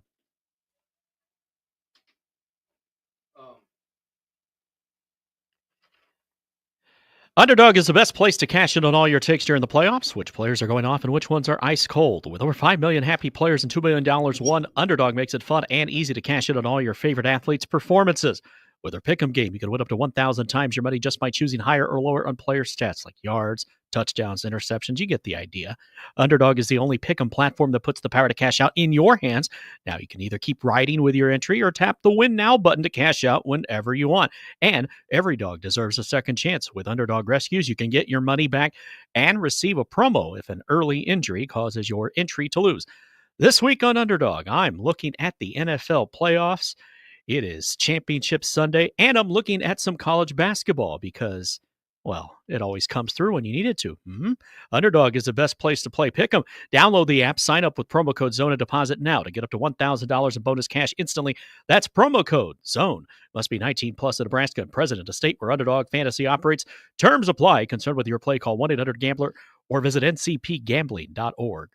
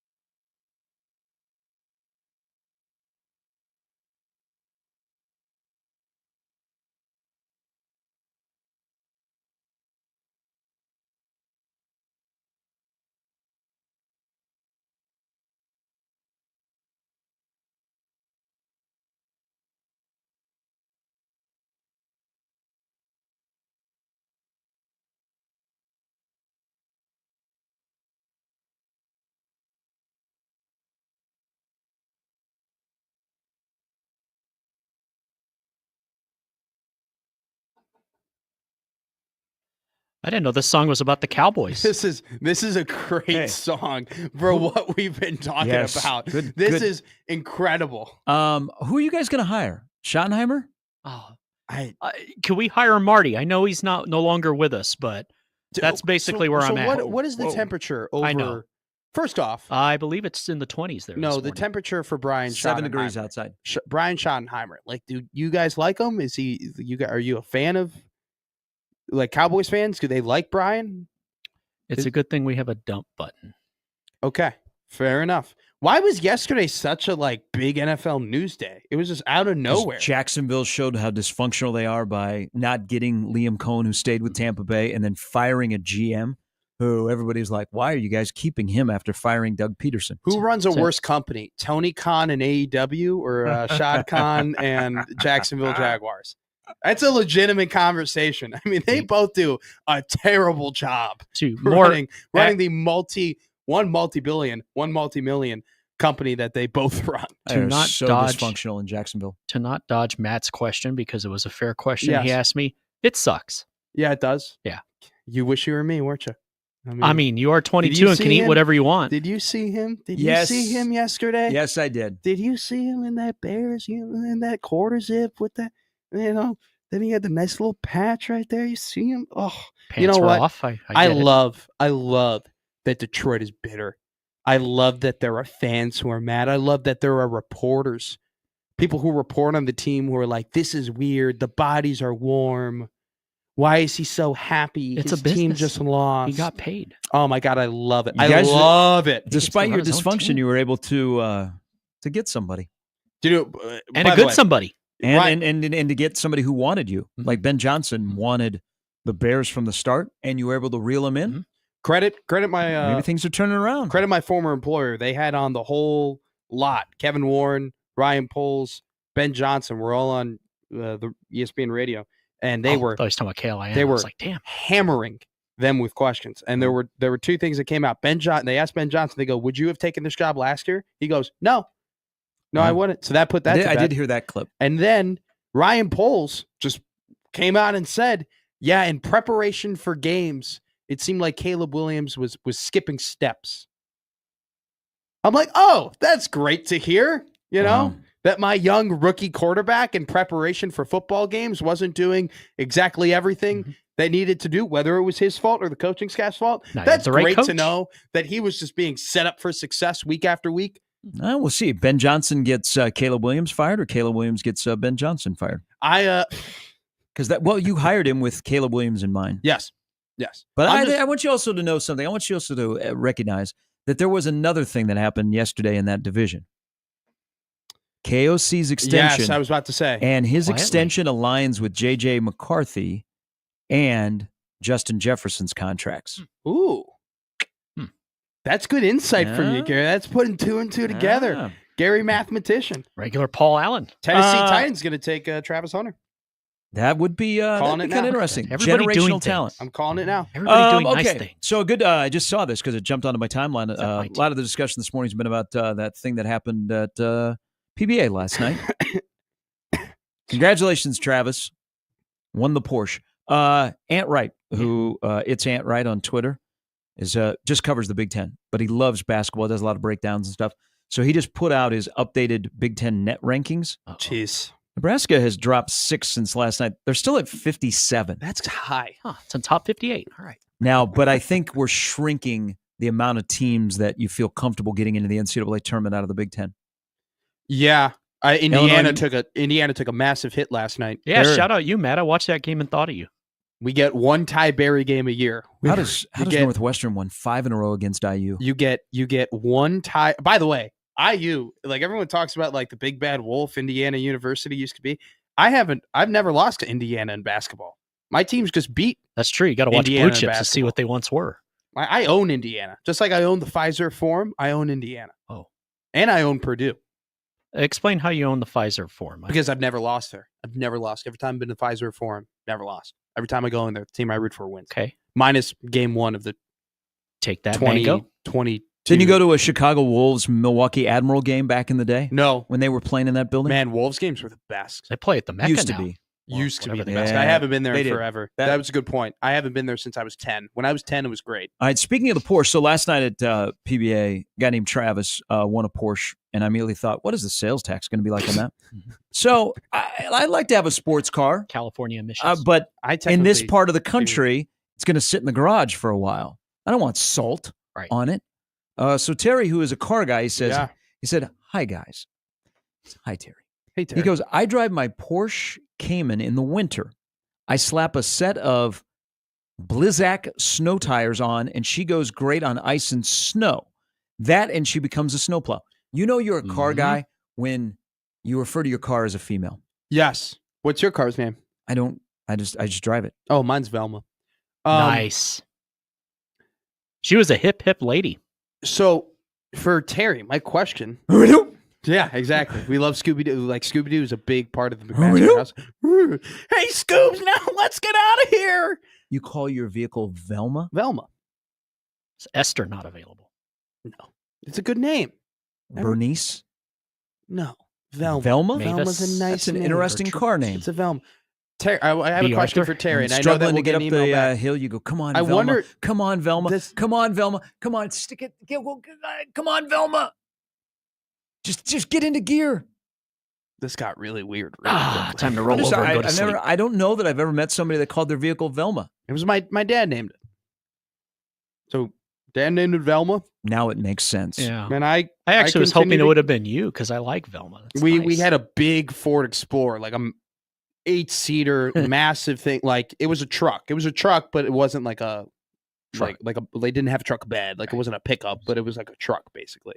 Like you could, a you know, sports haul things utility out. But you'd have to vehicle. throw like sandbags in the back during the winter, that kind of stuff. yeah. Okay. It was a big thing, and we called it Bertha. Okay, now that makes sense. Bertha, Mm. Velma. Big. I don't know what they. I'd rather call have a the- Bertha than a Velma. Yeah. Bertha, than you a could Velma. run behind. Bertha, you could pull. And Velma's a prettier name though than Bertha. Yeah, but I like Anything big is described with Bertha. I like the big uglies. Yeah. Velma's more like a slot receiver. yeah. Yeah. I like Bertha's it, a Velma. damn left tackle. Just Finishing mauls people. Terry's email. In nice weather, I don't know if this whole email is a flex or what. I just I wanna- kind of I read just- it too. I I read just- it too, and I go, "All right, I Terry." just want to know people that if Put you it in own reverse, a Porsche Terry. in Nebraska, when do you drive it? Like, now Terry says, in nice weather, I drive my Porsche Boxster convertible, and my Cayman becomes my track car. Now, I do know this from knowing Terry. In addition to the local tracks here, I've driven at Indy, Coda. That's the one in Austin, right? Oh wow! Laguna Seca and Kansas Speedway. When asked, I say in my best German accent, they have snow in the fatherland. Dude, look at that. He sent pictures of the Yeah. car. Tear. Yeah. I remember the first time he sent when he was out at Indy. Ooh, Now, that is impressive. that is, and the spoiler in the back too. Look at you, Tear. Okay, a couple of That's a power stance. Let's get to some emails on the Nebraska basketball talk. But first, something we were talking about in the last segment about what is. I'm just getting. People are just firing at me what they call their vehicles. This is good. This could be a You're good getting segment. flooded with like, hey, look at my Mercedes. Hey, look at my Toyota Camry. Hey, look at my Hyundai Sonata. I drive a Buick. Okay, You got Smart Park? You got Smart Park? You can park in the harbor. I do. You can park in Tom Squat. I do, and I got the app. Revere? I got the app. So Ted brings up this quick point. He says in this discussion about saying out loud, we want Nebraska basketball to be the second most important sport at Nebraska. He says, isn't it interesting? At Nebraska, volleyball is number one, even though football, and he put it in parentheses, and he goes, volleyball number 2 at Creighton. Welcome to a volleyball state. They're good. Yeah. Well, Yeah. so yes, they are. Yeah. And I believe that your school, Jimmy, Kansas had a huge interest in Kirsten. As they should. And they She would hired, have been and a they great made a really hire. good hire. They stole Oregon's coach away Mhm. down at KU. I don't know why more, like when Minnesota's job came open, why were you not calling Omaha? Yeah. But I know that These are KU great coaches. KU had an interest. Mhm. But yeah, And I even said that on the show. I Creighton- said that should be the first call. Volleyball is number 2 on the campus. Now men's basketball is, and Creighton needs men's basketball to not just put 17K in the building, be like they are. Now there are probably some programs on campus that because of the move to the Big East and having to commit more resources, probably lost some stuff out of the budget. Probably baseball at Creighton not only was impacted by the Big East, but by the attention that men's basketball gets. Yeah. But volleyball ain't going nowhere. Volleyball is a strong number 2. And then women's basketball, what Flan's done? Flans is Probably damn very good far for behind. us, too. I was gonna say, like, to me, when I think of Creighton athletics, because I announced a lot of these sports, during my time at UNL. That's probably the order I would have put it in. Like men's basketball, volleyball, women's basketball, and then very close behind women's basketball, maybe even with women's basketball around that area is baseball. Baseball still, I mean, they won a Big East title, a couple years ago? Creighton's baseball, just in general. I mean, still a good program. There's still I like good going things to over those there. games. It's a nice Oh time. yeah. Yeah, you get the whole stadium to yourself. Yeah, get your own section. Joey writes in. Joey was at the game last night in Lincoln. Good crowd, but last 5 minutes people were tight. Oh yeah. People were tight. Oh yeah. Um, Feel through the TV. Bad turnovers, that makes no sense. Get a lead, Yes. momentum gets killed by a few head-scratching turnovers. Love Bryce, but he needs to be like Casey. When the team needs a bucket, go shot hunting. He seems to be too unselfish. That's a keen observation. Yeah. He needs to be a true alpha from buzzer to buzzer. I said earlier in the first hour, the reality is he's not a good lead. He's a good support, but damn, he's really good. Like the Academy Awards are being announced right now. Like Bryce Williams is like a strong year after year supporting actor. Yeah. I don't think he's a lead actor, and that's not a bad thing. And I'm not blaming the officials, but damn, Big Ten officiating is trash. Calling fouls when guys are nowhere near touching guys and getting out of bounds calls wrong when the guy who touched the ball was another color is insane. That part, true last night. It was kind of interesting, some things that were called. Now, I still can't get over. So, Berke clearly fouls the crap out of, I think, wasn't it St. Thomas? Yeah. Clearly fouls him. They don't call the foul, but it clearly goes off of St. Thomas. But then yet it's USC's ball. And it's just one of those things where it's like, okay, yes, but no. Like, what are we doing? Like, it's just the epitome of Big Ten basketball, but you know, right? it's almost, and the thing that is really rough, and this is, I mean, college basketball has this issue. We're almost expecting it. Yeah. Like, we don't go into a game going, man, I bet this is going to be a well-officiated game tonight. We're like, okay, there's going to be 4 or 5 moments where we're going to go, what the hell? Also, St. Thomas last night, who I'm happy for him, man. The kid is balling. He's having fun again. Like going to Greeley and then out to LA has really, he looks like the guy that was having fun when he was playing at Millard North. And, you know, I mean, people are like, he didn't get the Chucky treatment, but people are like, damn, quit dunking the basketball on us. By the way, the Chucky treatment, You were one of them. You were a student. I never Students did that. were booing Actually, Chucky. I never Yeah, did that. no, you were one of them. I didn't do that. You were a student. You were a student there last year. I booed Chucky. I went on the radio and even talked about how I booed him? No, how I don't understand why that was a thing. Why it wasn't louder? Why? No. Why that? I think it did. I think that was on the Husker Hour.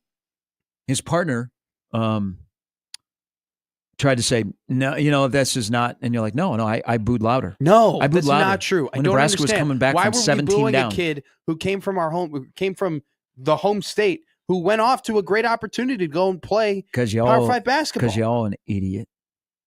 I didn't understand. You know what? Like, trying to think of like a really good. It's so tough to think of a really good supporting Never watching actor. at home. Why are they booing that kid? It's really hard to think of a good. McMaster was in the front row. He's leading the charge. True. That's not true. He can hear you.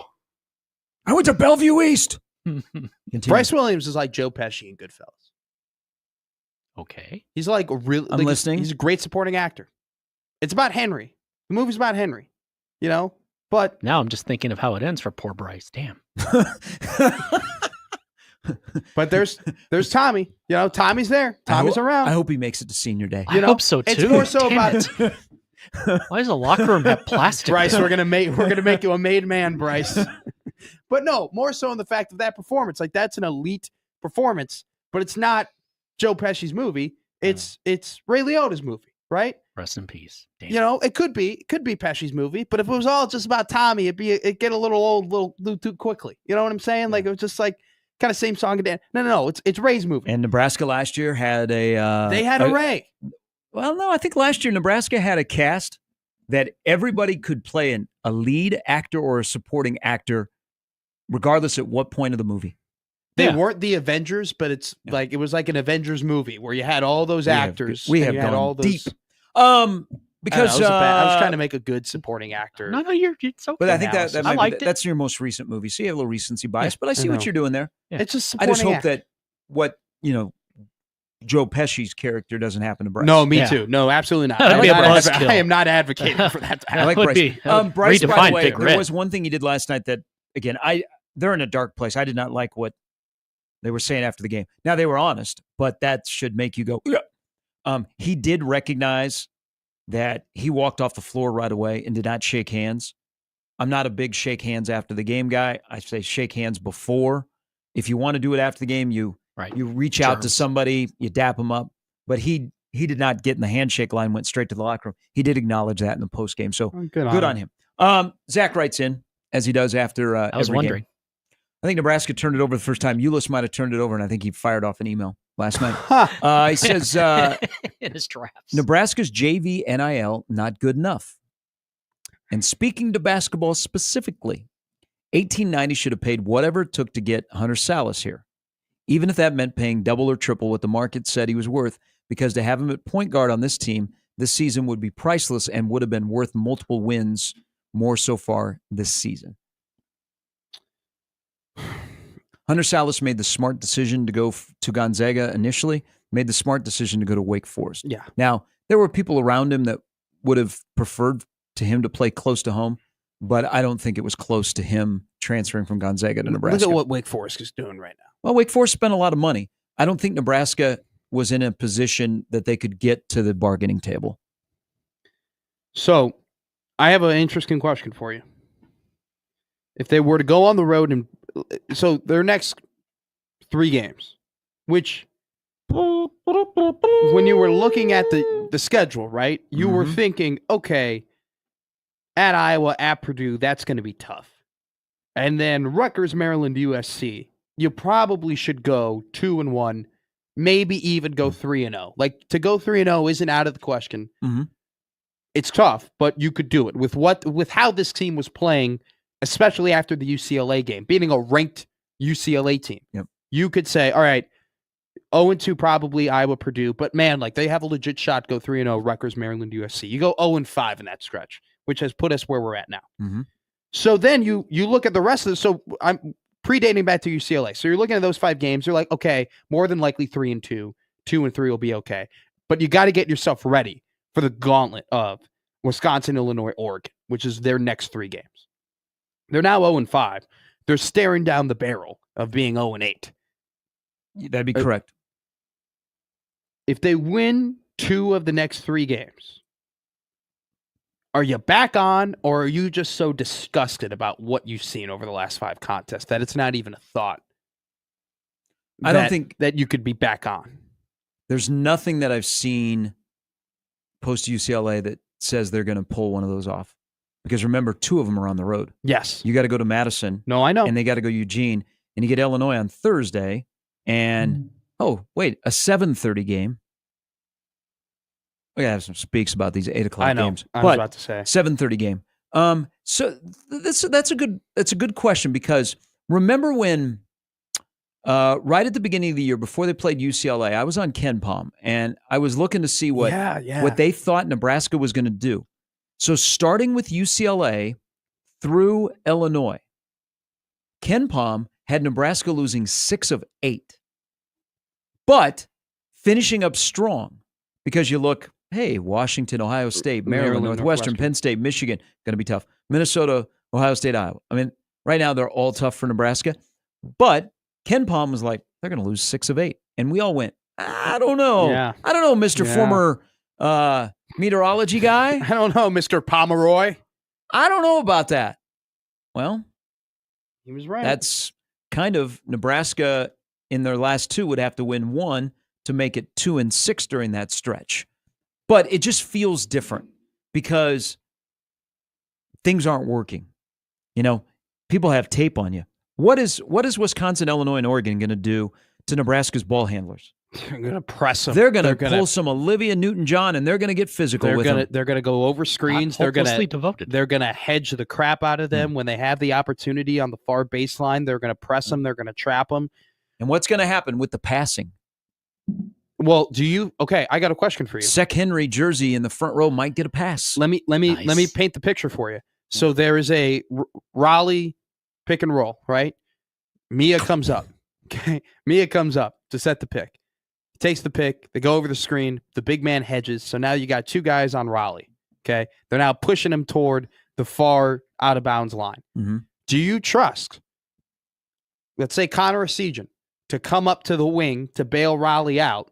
And then do you trust Esijan to catch that pass and then look toward the paint to Mia to then make a second pass toward that paint?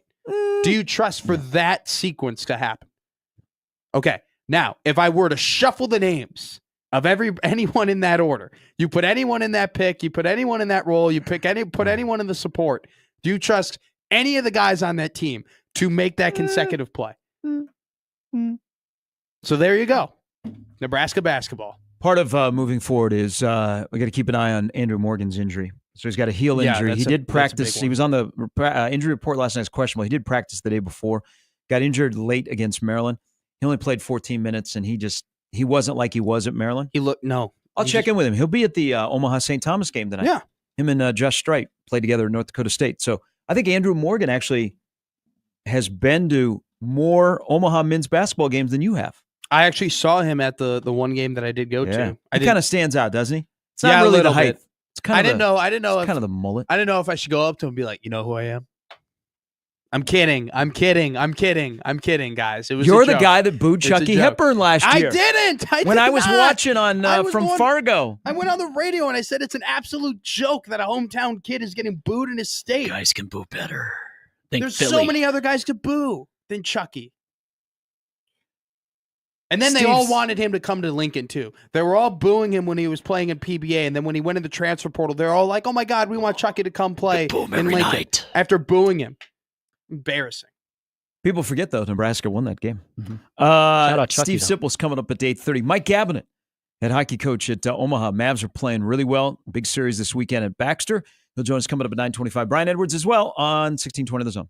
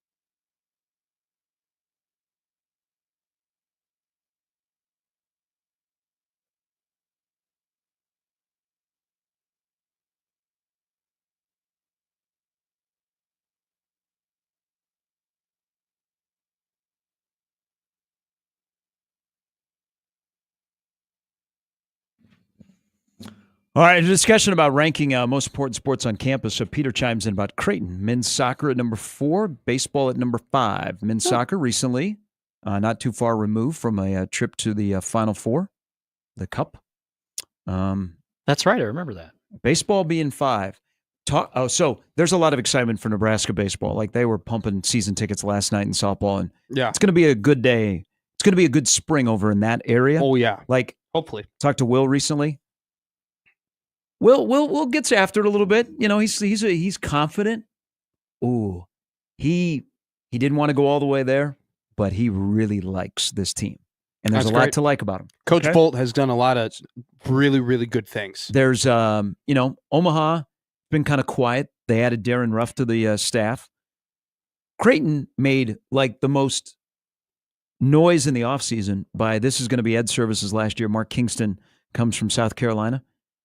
Have you guys heard anything? Now, D1 Baseball did a thing in the fall, and they are very high on Creighton. Oh. But in terms of hearing anything about Creighton baseball, zip, nothing, nada. Like no schedule release, no like. Their schedule came out a little bit later, but okay. But like just anybody like stops you on the street. I'm like, man, can you believe it's Ed's last year? What do you think? No one talks about Creighton baseball. And this is like, I mean, an institution at Creighton. This is his last year. Nobody's talked about Creighton baseball. That's a shame. It's a shame. I'll be going to the games. I mean, look, I always love watching that. That Creighton Nebraska baseball little series that they do. I think it's the most underrated type of sport event I think we have in this. I've always enjoyed that. It's just like, there's nothing better than like gritty baseball where you can tell, because like, you get a lot of these South Dakota State and Nebraska play on a Wednesday night in late April. When I mean gritty baseball, it's just like it's a long season. You play a ton of games. It's obvious that, and this more so in the pros than it is in college, that hey, this is a walk in the park, and tomorrow will be a walk in the park, and I'm going to step in the batter's box, and I'm going to have my approach, and you're on a little bit of a cruise control from time to time, right? And then you get into big moments, big spots, big games, gritty games where it's like, oh no. It does not matter that this is being played on a Tuesday at 6:00. Like, we want to beat you. We want to win. This is like a playoff game. When those two teams play each other, you have that feeling. I've always enjoyed watching those games. The Pimp King says, here's my opinion when it comes to Husker Hoops. Do you think they get to host an NIT game? How man, it's just incredible. Like just how quickly this stuff just goes sideways. Just three weeks ago, we literally were talking about in unison.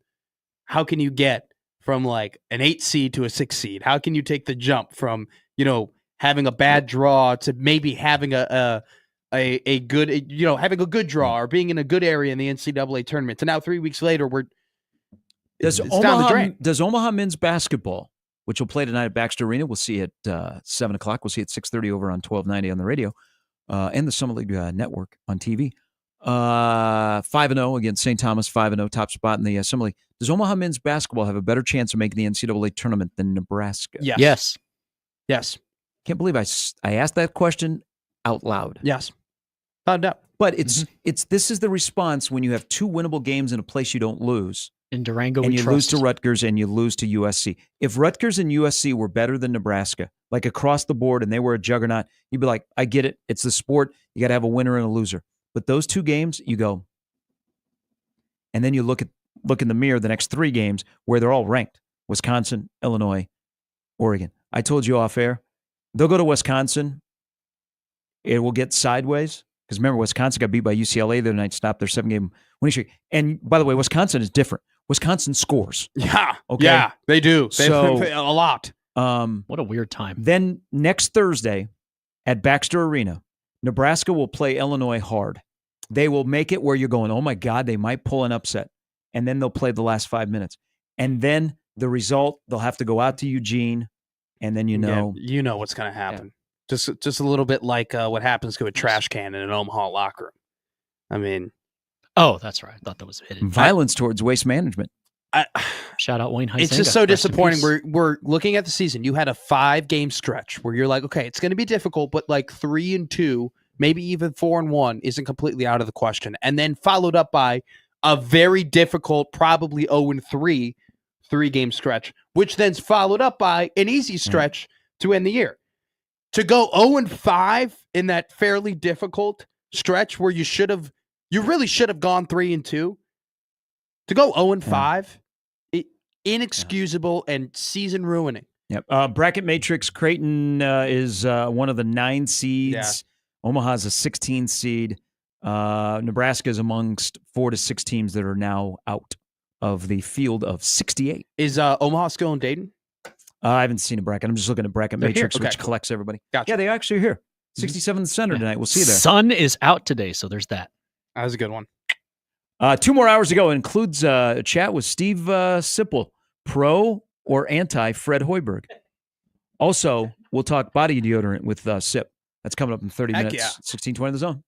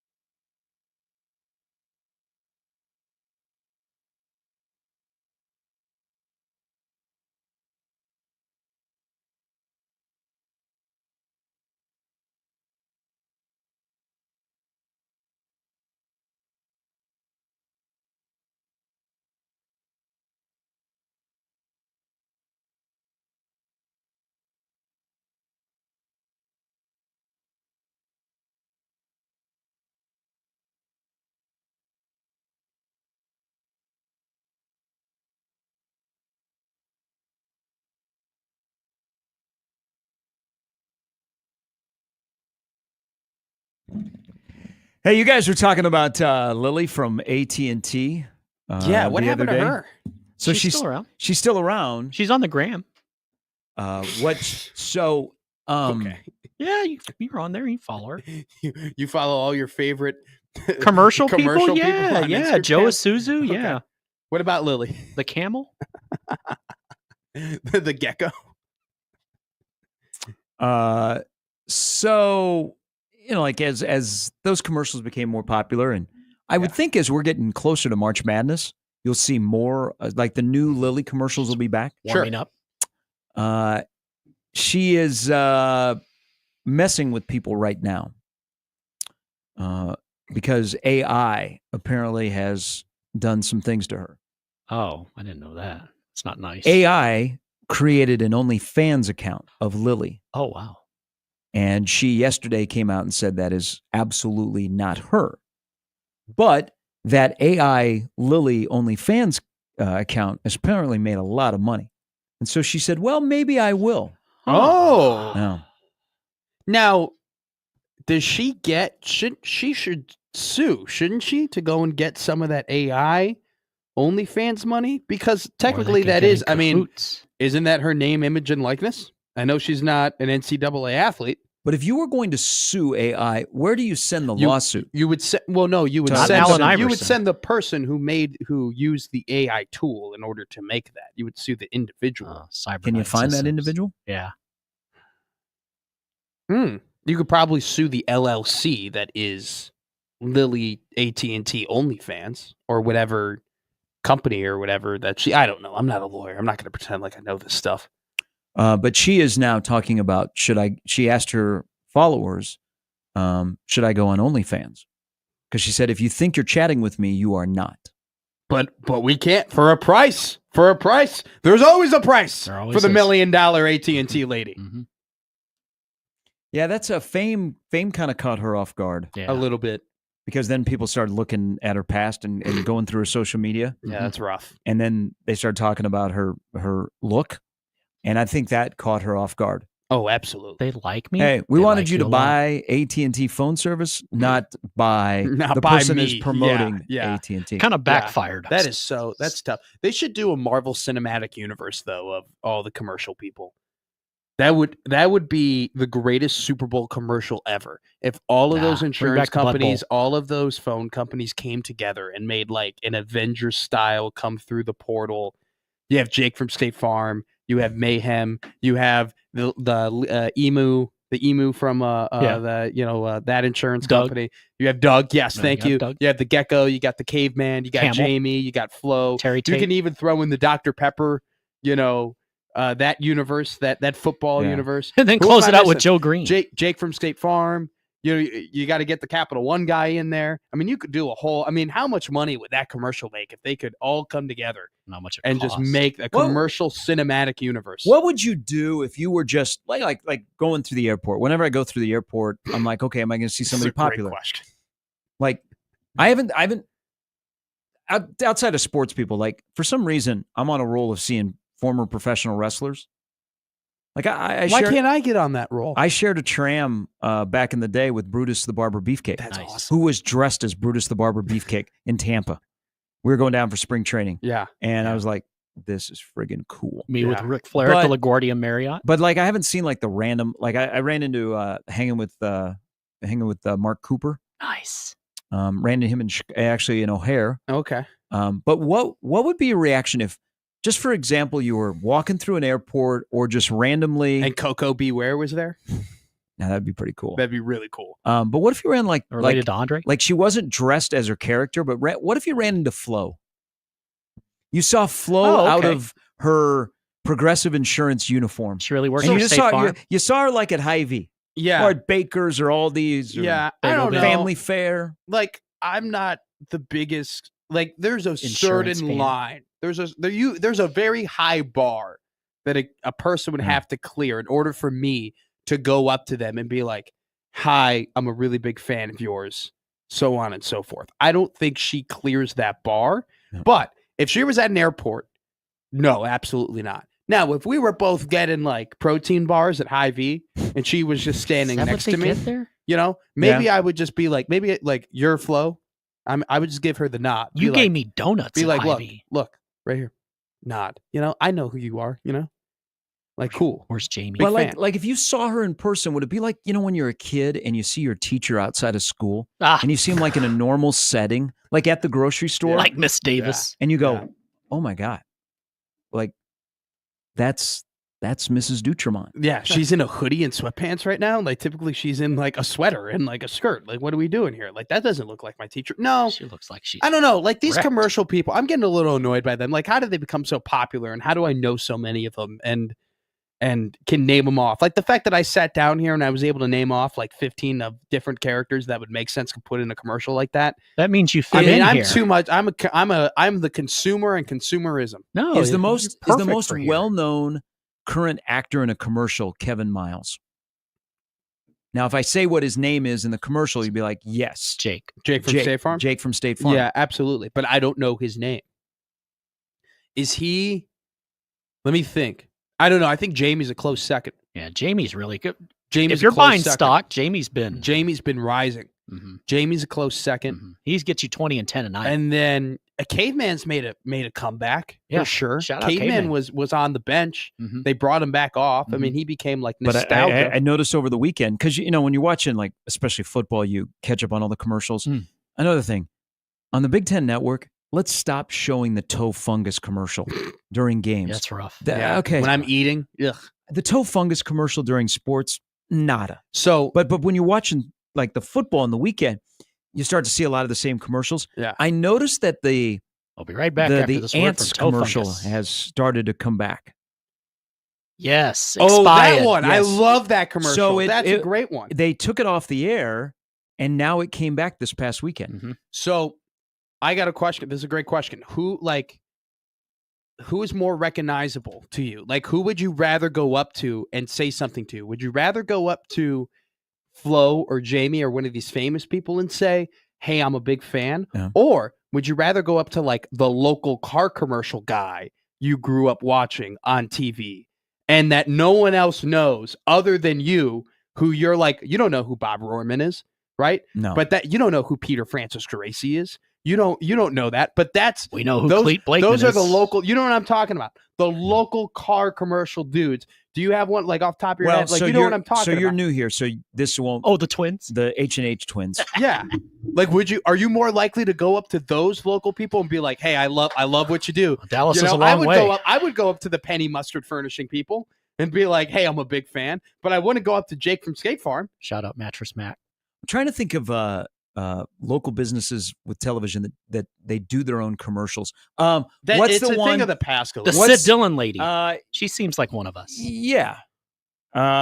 He does it with his daughters. It's a beauty. Yes, we see it on Channel 6. Yeah, he seems like a great guy. I know what you're talking about.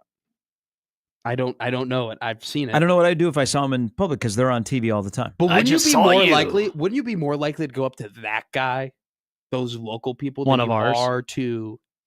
Because it's just he's just a dude. You know, he's not an actor. He's actually selling his business. He's hustling. Yes. He's trying to make you respect it. Like Flo. Like I know that. I bet Flo. Well, you think Flo's covered by Progressive? You think she's got a good discount? I would hope I so. would hope so. Yeah. I would hope so that she's a customer. Yeah. It's like If- when you get a discount. If not, if that Oh gets my if God. that got Oh my God. exposed, How if Flo was actually had State Farm insurance? Oh my God! I have The Nationwide 'cause world would Peyton Manning. shake. That'd be a massive news. In this day and age, that would be That'd be bigger than Jimmy Butler getting traded to the Suns. Brian says, yeah, Saul's. John does his own commercials. Okay. So he came in here to cut some radio spots. And that's the first thing I said to Cynthia. I was like, hey, that's the Saul's guy. And so he says hello and he's got the voice because he's got kind of a unique voice. Yeah, And I'm like, all right. The Godfather's guy. Yeah, the There. Godfather's That's the feature. guy. You might see him tonight. I've I've seen him at Baxter before, but that was once. He's a big Gary Sharp fan. Yeah, I'm sure. Yeah. I But- mean, once that, but if, I've if never- you see me, if you see me, I've tonight, never, say I've hi. never, I've never seen him out of costume. Right. Okay. He was dating a friend of mine's mom. Okay. And I was like, and that's the first question I asked is like, when he comes to pick up your mom or hang out at the house, is he wearing the Godfather's outfit? Does Sure. he say do it? Sure. when they Or does he leave? wear like normal clothes? That's one thing. Like if Bob Godfather's Rohrman, free. Bob Rohrman was like the Chicagoland area like car salesman. I'm pretty sure he's passed away. Rest in peace. Cars. But like everyone remembers the Bob Rohrman commercials, and he would always wear these suits. And if I ever saw Bob Rohrman and then anything other than a suit, I would be like, I don't think that's him. You couldn't recognize him if he wasn't in anything but a suit with a terrible tie. Bob wore terrible ties, but he sold new and used Toyotas and Fords all the time, and like Family pretty great truckster. deals. If I'm being honest. Brad tweets in. Oh, He said, "What about the original Menards guy or the original Woodhouse guy?" Yeah. So I don't know the original Woodhouse guy, but the Menards guy, and he has passed away. His name was Ray. So he died probably about 7 years ago. He still has a website. It's menardsguy.com. Yeah, the Felco guy too. That's another guy that you would Amadeus. Have Now, I ever met? the Menards guy had like a unique voice, Yeah, but he would go around and do promotional appearances, and he was always in character. see, one guy that I might be starstruck to meet, and we talked about him yesterday, was Papa John. Like if I saw Papa John, I'd be a little nervous to meet him. Yeah, Dan asked if I ever met Tom Skilling. I have not. Unfortunately, I haven't had the honor to meet Tom Skilling. That's another guy though that is like I'd be more willing to meet Tom Skilling than to meet Shout out Tom any of these Skilling. commercial people. You know, He made me want to go into weather. Him and Jim Cantori. I think he retired, or he's retired. He did retire. He did. He did. Yeah, he was Yeah. retiring, He's or he a retired. WGN legend. I remember it was a big deal when he announced that he was retiring. Oh, it's sad. We were after WGN didn't have the Cubs anymore. We stopped watching WGN in the McMaster household. What about Dan Roan doing sports? Yeah. Dan Roan doing the Bulls on occasion. Rich Wayne King and Larrabee Dan couldn't do Roan it? were the when I was growing up were the two sports guys at WGN. Bill I think it's Weir. Pat Tomasulo, I believe, is the Yeah, that doesn't just Yeah. roll off the It's tongue. like Jim Tomasulo. Tomasulo's pretty good one. But no, I don't know how I feel about these commercial people. I just don't feel like I don't know. They I just miss get old WGN. the fact that there are legitimate I'm not calling them illegitimate actors, but like that they're a fact that they Hope are more not. recognizable than like people in Right. movies. You know what I'm saying? The fact that like Jake from State Farm for a very long time was more popular than Glenn Powell, and Glenn Powell was doing a lot of great work before Top Flight. The fact that more people knew who that guy was and didn't know who Glenn Powell was irked me. The fact that I know more who Norman people, Powell was. the fact that more people know who Jake from State Farm is than Alan Rickson is annoying, because Alan Rickson, who's Reacher, Yeah. he's Oh, awesome. like But the a fact that more Rickman. people can recognize Jake instead of him, that's annoying. Now, Alan is a large individual, Yes. but he didn't get to go to a Caitlin Clark game in Iowa City. Jake Mhm. did. Yeah, he Yeah. didn't get to dap up Travis Scott. One final one here before we take a break. This is a good question. So this is about apparently two people have played the Godfather character for Godfather's Pizza. Okay. The guy that plays it now, I think has been doing it for, I don't know, 20 plus years. I had a conversation with him, and he's very, very nice. But is a longtime listener of 1620. I don't know his first name, but this is from Tim. He said, if you ran into the Godfather's guy, would you call him Godfather's guy or his real name? He's a great guy. He's a professional actor. I believe his name is Dale. Like, you can't, like, the Godfather's guy, you can't go, hey, Dale, how you doing? No. You got to say, hello, Godfather's guy. But I want to know, Sure. like, when Dale is out, like, can Dale ever get away from being Godfather's guy? Because he's so recognizable and he's got the voice. Like, if he is, like, standing in line at the checkout line, like, do you say something to him? You go, hey, you look like the Godfather's guy. That's so How about tough. those skurs? Like, that would be a tough to get away from. That's I just so want to be tough. Dale. I want to be an Yeah. Omaha citizen, but I everybody know. knows me as the Godfather's guy. guy. Hey, say, do it. He should run for mayor. That's tough. He's And- got it all hey, just set for him. Mayor in character. Yes. Nobody's messing with that mayor. Be like Mayor Daley back in the day. Whoa. That's a whole other. You know what? I'm gonna keep my mouth shut because it's a whole bag of worms there. You're referring to my Daily, Mayor Daley in Be Chicago. anyone you want. Hey, vote early, vote often. Mhm. Vote if you're alive or not. Yeah. So there you go. I mean, You're from a state where you've had some troubles with mayors. Mhm. Madigan, who's currently there you go. about ready to come down with the decision on him. Maybe a governor or two. Hey, Do you know, why- actually, not a joke. My high school had really strong ties to that governor. Like very Rod? strong. Yeah. I am surprised that Very he's. strong ties. How is he not up for a cabinet spot? No I- kidding. Wasn't don't he? know, Wasn't man. he jonesing for one Yeah. in the first? He was doing the first time Trump before was he president. got out. He was. I've never seen a dude still in jail doing more press than when he almost got out. I mean, I saw a lot of Rod coming around the corner. He's like, "I'm gonna come out. I'm gonna get out of here. I'm leaving." And I'm like, "Oh, Sharpie cool, man." might be onto something with Uh. Jerry Jones if he could go more into politics. Maybe the Cowboys could be saved. All right, when we come back, there's a lot of podcasts out there. Somebody does podcasting locally really, really well that we will talk about. Steve Sipple coming up at 8:30. People are like, do you know who Vince Offer is? Oh, well, here's another one, quick one. From 24, the president from 24. Do you know him for being Dennis Haysbert, being the actor in Major League? He's Pedro Serrano. Or do you know him more for his insurance commercials? That's Depends a how great, old you are. exactly. It's weird, man. It's weird. All right. Gary and Matt with Jimmy on 1620 The Zone.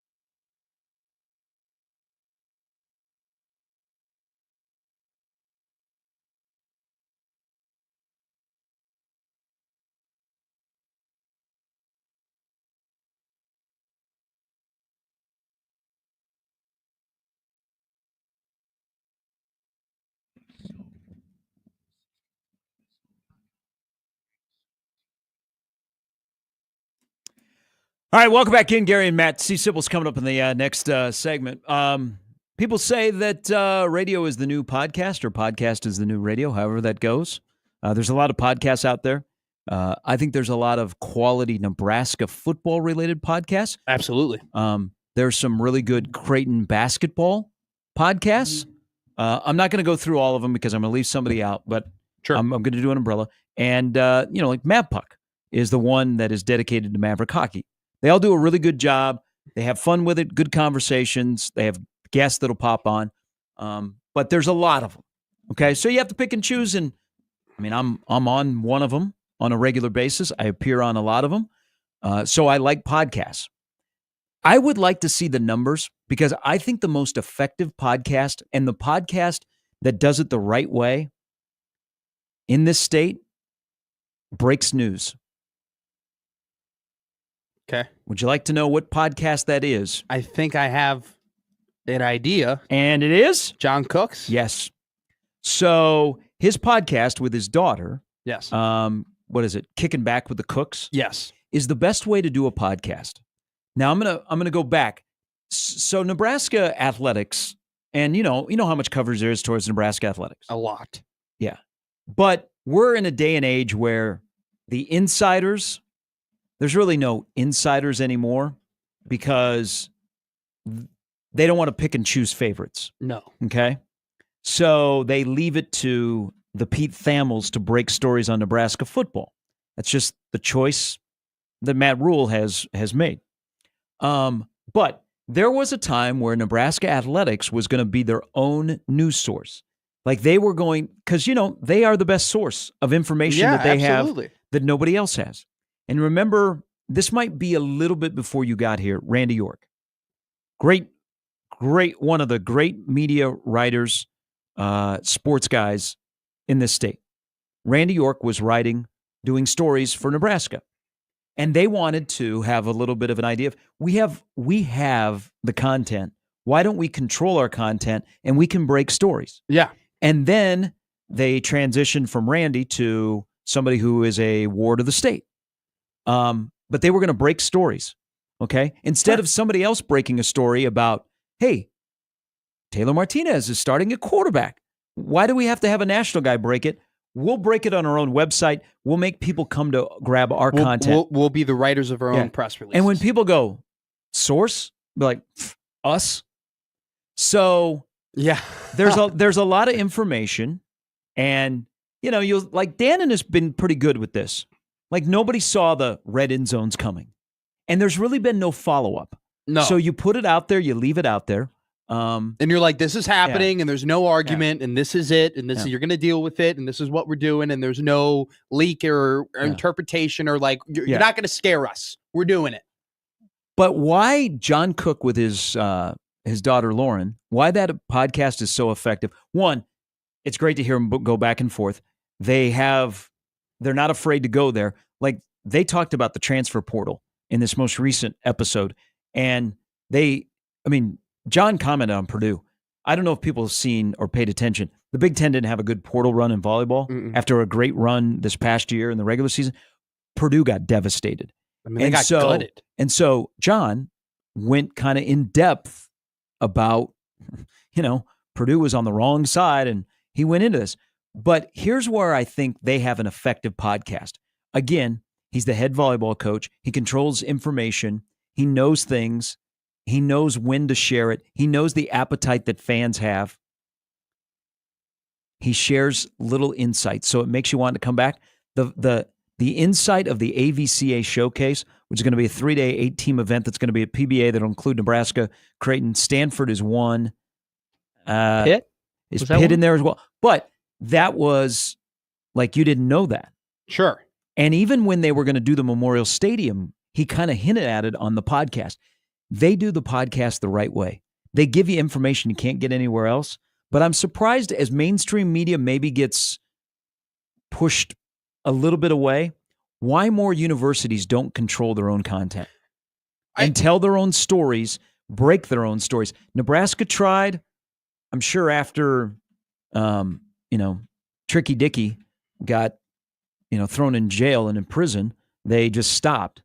Sure. But I don't know why more schools don't do that in this day and age of where there's so much stuff out there and you don't know if it's true or not. But if it's coming from inside, you're gonna go, oh, I don't think they're gonna have red end zones. I think that's AI generated that Dannon's tweeting out. Yeah.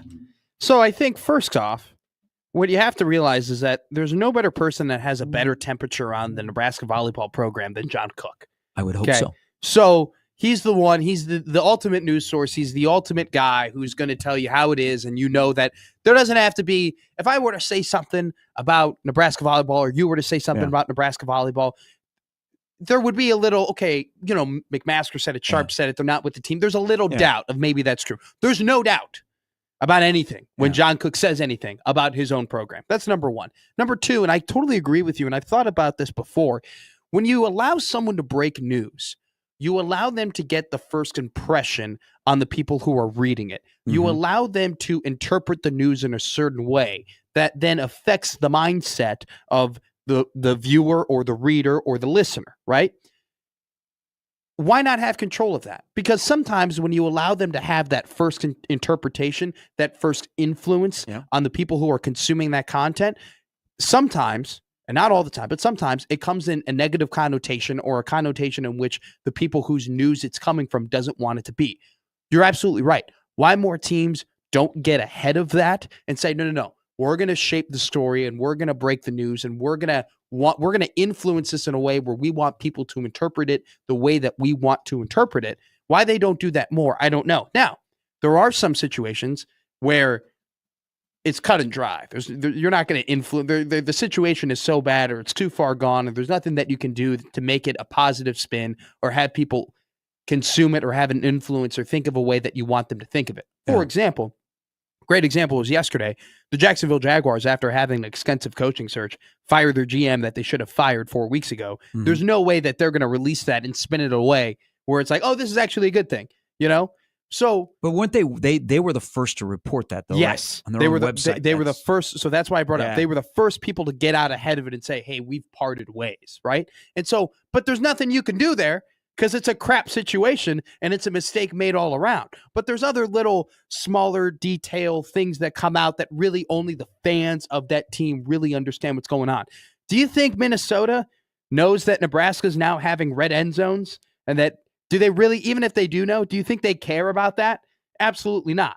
Right. And so when you have those small detail stories where only really your fans, the ones that are consuming your content consistently, are going to care about, you should absolutely get ahead of those stories. Does it make a difference? So I'm going to use Pop Isaacs as an example. Sure. So with his injury, there were local reporters that knew and they just needed confirmation. But wasn't it Jeff Goodman that was first to report? Because I remember I was in Sacramento and it was a Saturday morning and it popped up on my phone. I'm like, is this a fake Jeff Goodman? Pop Isaacs is out for the year with hip surgery? Yeah. And then more people were like starting to share it and they like, sources confirm that Pop Isaacs is out. Would it have made a difference if it was just Creighton put it out? Because Creighton is they're good at that. They will put out information that pertains to their fans. That is, they are the first to report it. Would it have made a difference on a significant injury, especially on the heels of the 27-point night against KU? That if Creighton would have just sent out a release, would it have had a different impact compared to a national basketball writer putting it out? So I'll say this. In that press release that Creighton can put out there, when they announce it, they can put an optimistic spin in that press release. Hey, Pop is out. We love Pop. He's a big part of the team. But there are other guys we have on the team that we're excited to, step up, that have been waiting, preparing for this moment. That we are really confident that the team is going to continue to have success despite the fact losing Pop is a massive loss. That's what they could have put out there. But when Goodman does it, he just goes, Pop Isaacs is out for the season with a hip injury. You just instant panic. Oh my God, this is terrible. This is awful. And you're still going to get that a little bit. But Jeff Goodman isn't going to put the positive spin on that story. He's not going to say, hey, they still got Jemiah Neal who can step up into this role, who's a really good player. That's not his priority. Creighton's priority would be able to do that. It would be a more positive spin. Now, Does that affect the product on the field or on the court, rather? Does that affect how many people are going to show up to the game? Probably not. But it's more so of control your own narrative because there are instances where that does matter. Like, okay, so to bring this back, to wrap this up, we'll get to SIP. What if, from Brent Wagner to Lincoln Arneal, people that do a really good job of covering Nebraska volleyball, would have made a difference if they would have broken, because that's I don't know if that's like, oh my God, or shattering news. They got the college volleyball kicks off in Lincoln next August. If they would have put it out compared to the head coach on a podcast putting it out. Because what you're going to do, you're like, man, I got to, John gives me some nuggets. Like, what if Matt Rule had a podcast and he held back some things and he did it on his podcast instead of, hey, I got the local guys that are like, hey, we have this story about such and such. And you have your gatekeeper that wards them off. But then you turn to Pete Thamel and go, hey, Pete, he's playing today. That's kind of like tricky. Question. That is tricky because it doesn't circulate as much. But more universities, I'm surprised, don't have an in-house reporter that they cover themselves. Yeah. That's a great question because I'm thinking about it, right? How many people are really listening to the John Cook podcast and have John Cook as like a news source that they're waiting for him to break news, or they might have his notifications, where it could get lost in the shuffle. Now, is it great promotion for John Cook's podcast? The fact that, hey, this is now a thing that you got to listen to it, and he's going to give you nuggets that you didn't even think he would give you with the information that he has? Absolutely. But if Lincoln Arneal or one of those Nebraska media members, they don't even have to cover volleyball, were to tweet something of that magnitude out. Abby from Husker Online. Yeah, absolutely. And then, all the other retweets and whatever, and that, like, it probably would get out there more of who are the opponents and when are they playing and what the situation is, as opposed to John. But John is the best source. You cannot question what John Cook is coming from or what he's saying, because he's the one who's putting it all together. It's a mix and match. And I agree with you. It's a great point. If they were to have their own in-house people who then go, so here's the mix, right? John says it on his podcast, and then you got a press release. Boom. John Cook said recently on his podcast at the AVCA I don't challenge. think I've seen like a release or anything. No, like I haven't seen it either. Yeah. And still, if you go to the AVCA challenge, the 2025 challenge, they still don't have the announced, the opponents there aren't announced. So it's not really out there. It's just John just dropping a nugget. John Cook, breaking news. He's doing my job better than me. All right, Steve Sipple. He's coming up next in 1620 The Zone.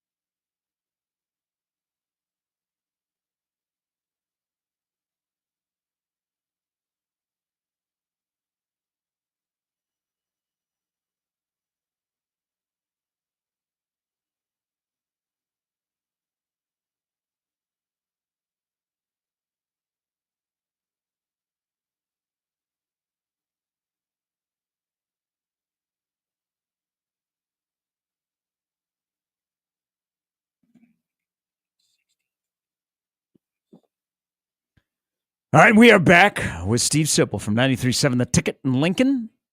Husker Online on 3 joins us now. Good morning. How are you doing? We're doing well. I'm not going to beat around the bush here. I got a question. Why should I invest in Mando, the whole body deodorant? Oh God. I don't know even know where to start with that. How about pits, packages, and feet? Feet. Well, I mean, I just think here's the most underrated thing about it, and I just kind of stumbled on it. They have this. I mean, it's like lotion, so you can just you just put it on your arms, whatever, and then what you find is it makes your clothes smell good. Yeah. So when you take off your shirt, you're like, wait a second. Sure. I could wear this again tomorrow. It smells that good.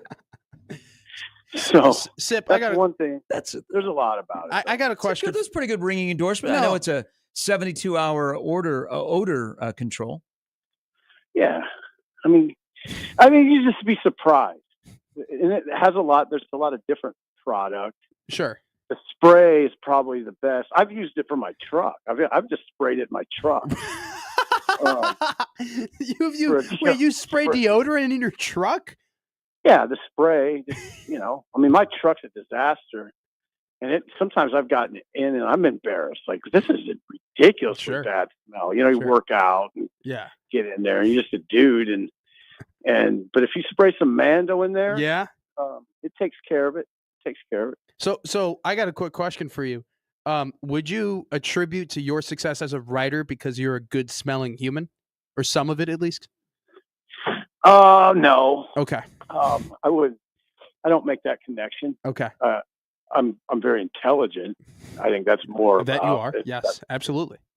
I just thought maybe I don't know, maybe like the people that you talk to, your sources, maybe they wouldn't want to talk to you if you were smelly Sipple. But the fact that you're using Mando.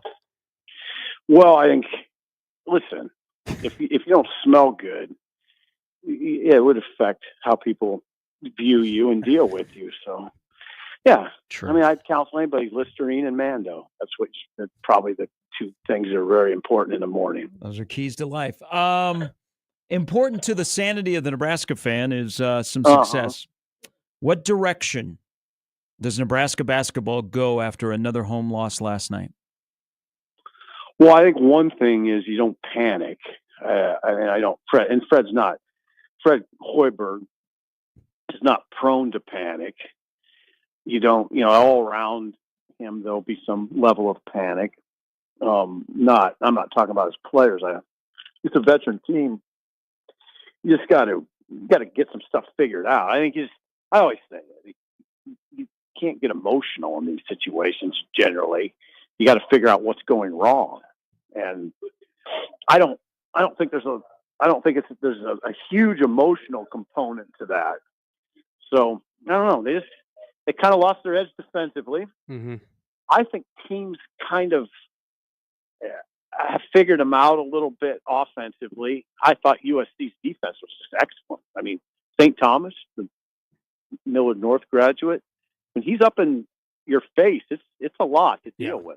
6'7", 235. And they have some guys that can defend, and they have an excellent coach, and you're just in a fix now because every game is tough. This is that's the league you entered into.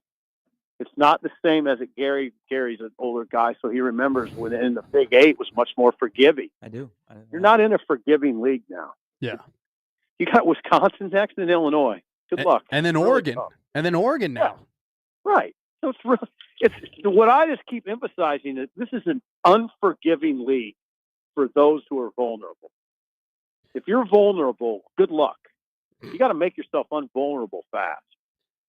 Sip, Bryce Williams, I mean, the second I got on to the station with Gary, we've talked about Alpha Bryce and how Bryce needed to be the number one option. And that was a big key to this team. And early on, he was that. And now since it's been a little bit like a disappearing act. He is away from the ball. He's not involved in the offense. And then all of a sudden, for a 3-minute stretch, he's taking a lot of shots and he's handling it. Then he's back to being in the background. Do you think, in your opinion, that is a coaching failure or is that a player failure? Oh God, it's hard. Those are so. I mean, and we do this, and I respect the question. Yeah. There's just this tremendous void we have as media that we don't see practice. Yeah. Right? And It's good. I say that all the time. Gary gets tired of it. Probably I say it about football, but it also applies to that sort of question. I just can't answer it fully unless I see what's going on day to day. I think my lean would be it's a player issue.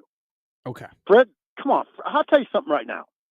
I would never, I never worry about Fred's offensive acumen or really the way they're coached defensively. They're coached. They're coached well. You talk to any coach, and they'll tell you Fred is as prepared as you'll ever find. Mm-hmm. He prepares his teams extraordinarily well. I think he doesn't always get what he wants out of them. That's probably I think going in, they're prepared, but I think in game, it's not happening all the time. And there's some disconnect, but I think that's more of a player issue than a coaching issue. Okay. Steve Sipple joining us here on Gary and Matt. USA Today handed out grades for the season. They gave Nebraska a B. Would you agree with that? Football. Yep. Yeah, B minus. Yeah, I wouldn't. I think it underachieved. So that's why I wouldn't even consider giving them an A. I'd have to probably attach a B minus. I might even get a C plus because they're better. I thought they were better, a little better than 7 and 6. I predicted 7 and 5. I predicted it thinking I'm just going to stay conservative. I actually think they're a little better than that. I thought that, and coming out of it, I'd say, oh, this is going to sound bad, but I think I nailed it. I thought they were a little bit better than a 7 and 6 type team. Sip. I didn't think it should be a team that squeaked into a bowl game. I thought they should get into one fairly easy. Yeah. No, I mean, when you start the season 5-1, right? Yeah. They're poking around here in these early top 25 pictures. At ESPN, they were the honorable mentions, and on 3, they were firmly in 25 at 25. There's a lot of talk. I mean, just preseason hype that we really haven't seen as much from a national standpoint as opposed to a local standpoint. What's your kind of opinion on that? Do you think it's warranted? Are they in your top 25? I mean, what's kind of your outlook on them at this point? Yeah, I think they're pretty good. I think they should be pretty good. I mean, I like the roster. I would have liked it better if they would have went and got Shaez Pete, another left tackle, and maybe that can still happen. I don't know. It gets. I mean, you missed out on some guys that I thought they had a legit chance to get. Isaiah World and Shaez Pete. There's probably another one in there that you thought. So I guess there's still some areas that you wonder about a little bit. But I think generally speaking, they did a good job of addressing their needs. The tackle situation and the secondary come to mind as areas where you still wonder about a little bit. Now they went and got some guys in the secondary. I don't know that any of them you just say are slam dunk starters. Andrew Marshall, Jameer Khan, and Justin Rhett. I don't know. Maybe one of those guys is. I think it helps to get Singleton back. Yeah. I still believe now I know I'm a little bit minority here, but I like Buford and I like Hartzog. They're not perfect. They get beat, but guys in the NFL are getting beat a lot too sometimes. So it's just those guys are veteran players. They've been with Butler. Butler obviously likes them. So let's just see what the competition looks like. They brought in guys to compete. Let's see how it shakes out. Yeah, competition this spring at wide receiver and defensive back is going to be awesome. Oh, God. So the quarterback last night was at the basketball game, and he brought 3 newbies with him to hang out. He had his wide receiver, his number 1 wide receiver, Dane Key, with him. He had Rhett, who people forget about Rhett, committed out of the portal from Georgia, like way back when the portal opened. And then Mr. Pritchett was there last night. He is seeing him, he's a large individual. So those are three guys that were out of the portal. But with that said, and with Pritchett, and something you said about Pete, and you mentioned, I mean, it's unfortunate we can rattle off tackles that Nebraska has pursued in the portal but haven't gotten, or have, played the old switcheroo like Walter Rouse. What do you think the rhyme and reason is? Because Nebraska's aggressive, but they're not getting to the finish line. And at the last minute, Kentucky yanks Pete towards Lexington. Is there a familiar theme on why at that position Nebraska comes up short? No, I don't know what it is. No, it's hard to read because you don't hear from the kids. You don't hear many interviews, right? It's just that's not part of the kind of the portal world. Doesn't include a lot of players explaining decisions. Am I wrong? No, it's completely different compared to the high school recruiting. Right. So it's hard. It's difficult. I followed the Pete thing closely, both, just reading what's going on, which you don't get a lot, but also talking to people that are involved. And even doing that, it was difficult because Pete doesn't talk much. He doesn't talk much to his agent. And then I'm glad I said the word agent, because agents are so critical in these discussions now. I hope people understand that. I can't emphasize it enough. I mean, I guess I talked about maybe on your show, Pete had an NFL agent. I can't say the name off the top of my head. I've put it out of my mind, but a high dollar prominent agent, Jared Goff's agent. Isn't it Trace Armstrong? No, it's not Trace Armstrong. He's not a name you'd recognize, but if you look him up, Ryan Tolner. Yeah, that's it. Okay. I mean, just look at his background. Look who he represents. And he represents Shy-As Pete. So he didn't represent Shy-As Pete thinking he's going to get him $300,000. Yeah. I mean, he represented Shy-As Pete knowing that's 1.4, 1.5. And so you ask, well, what happened? Did Kentucky simply outbid Nebraska? I don't know. I don't know. The discussion's really, the thing I always emphasize in that discussion is Nebraska's not coming up short because of lack of money or lack of effort. So I don't know what to say. Nebraska shelled out a lot of money in this round. Okay. So they're trying. Give me a ballpark of what do you think they spent on the 15 in the portal they got? I hate to do that. I will. 3-4 million? I'm sorry? If I just gave you a number, you could say, yeah, you're in the ballpark. 3 to 4 million? Much more. Oh, okay. You think is it more double digits, you think, Sip? Yeah, I would think so. I mean, I have to think so. Okay. Yeah. So wait a minute. So if they spent on the 15 that they have, and it's fairly good money, and you look at guys that are currently on the roster. Okay, hold on. I got to back up. So if you're just talking those 15, yes, I'm talking as a whole. I don't know, like 5. Okay, I'd have to think that through a little bit. So Nebraska probably has a $10 million roster. Is that fair? For sure. Okay. Yes. Okay. Right. So, Sip, let's go back to the money. Let's go back to the money here. When you and now we're going back years now, but when NIL was first established, okay, name, image, and likeness is coming. Players are going to be able to make money off of their name, image, and likeness now in the NCAA.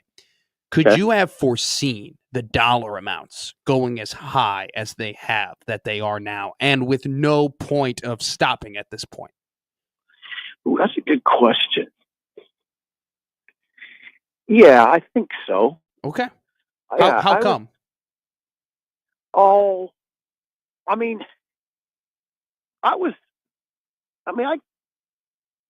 I was educated very well by Jared Lambert on this. Jared was Frost's chief of staff, and Jared was on the cutting edge of NIL. I like talking about this because Nebraska was an example where Nebraska was back on the cutting edge of something. Mm-hmm. Jared Lambrick put together an NIL apparatus that was high level, and it gave Nebraska an advantage out of it. It gave them an advantage out of the gate. They haven't taken advantage of it, but it wasn't for lack of organization. Nebraska was more organized than I have to think 80 to 90% of the country. So I had a good sense from the very beginning. I mean, from a couple months before it was even in place, that this is serious, and there's going to be millions of dollars involved. So I would say that, yeah. All right.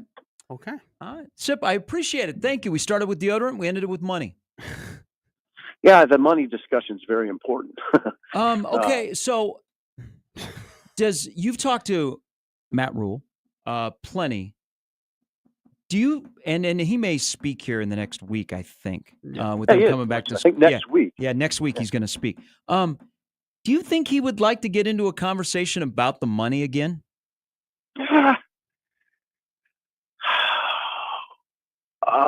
Like if you asked him, and I don't think he likes to talk about specific figures too much. He does drop them in conversation, you've noticed. Yes. A little bit. I mean, he's got to be careful in his position. So I don't know. I think that he would tell you what I'm telling you. Nebraska's very competitive. I'm not worried about Nebraska.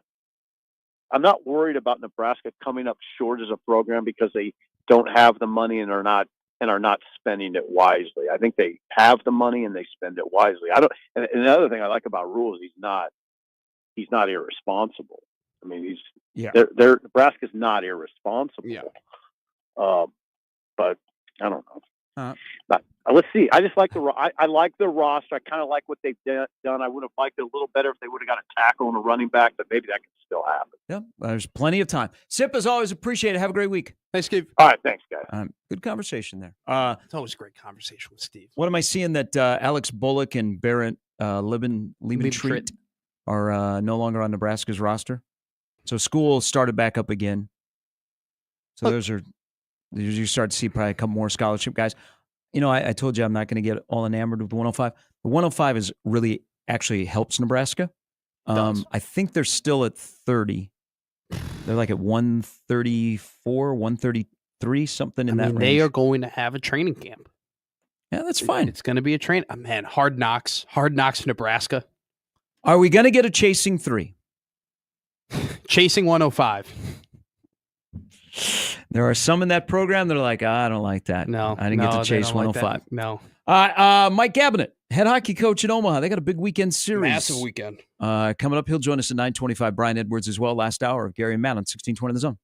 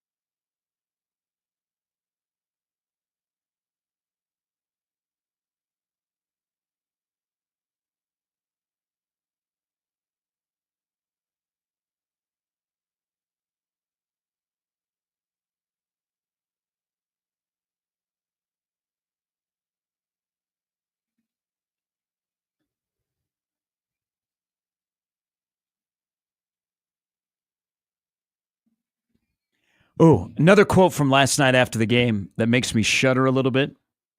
Do we really want to be this bad? Do tell. I don't know, man. I think two guys that they came back for a purpose. They're going through it. They're going through this stretch where I know what Sip was kind of leading us down the path of don't panic, but there's no like fix. This kind of starts to look similar. I kind of mentioned it yesterday. There's a lot of problems.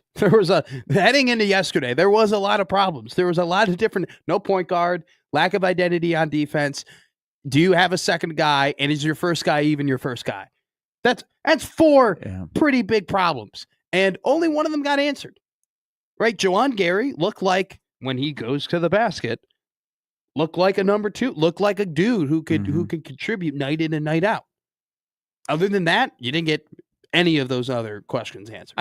And this is we were talking about this back in November, is the lack of athleticism. I don't know that I've seen a Nebraska basketball team that lacks athleticism like this one. It's glaring. Not just, hey, we might have 2 or 3 guys that are plotters, but just guys that can put the ball on the floor and beat somebody off the dribble and get to the 10. I don't think they, honestly, one dude. Because I don't even think Juwan necessarily beats anyone off the dribble. Juwan's just a big, strong guy. Yeah, he's just rugged. And he can put himself, and he's really good at putting himself in the right body area to bump into a defender, to get that little baby hook in or to get that layup in. But he's not blazing past anybody. And also, so the one guy I think who could do that consistently is Bryce Williams, but for 8 minutes at a time doesn't touch the ball on offense. Doesn't shoot the ball. My classic question here is, what are we doing? What are we doing? Because what are we doing? Well, I mean, you could play coach. You get a fix here. See, that you don't have like a guy that's not playing, because I don't know what happened to Double G. I think we're way past that. The fact that he hasn't even cracked the lineup in a 4-game losing streak. Okay, so that's part of like this season is if you're going to go back to our conversation with Sip about spending money in the portal. Let's just do a quick across the board. Creighton's money. So Pop Isaac's out for the year. Looked like it was going to be a nice little investment. Yeah. Jemiah Neal has turned into a good investment. Out of the portal, right? Man, he's putting it together. Chinger. Yeah. Okay, look at Nebraska's portal spending. Are you getting your return on investment off of this year's team? No, and none of them. Now, I'm not ready to throw a Sejan in out in the back alley and throw him into the dumpster. I actually think they're going to I know you don't like his defense, and that's true.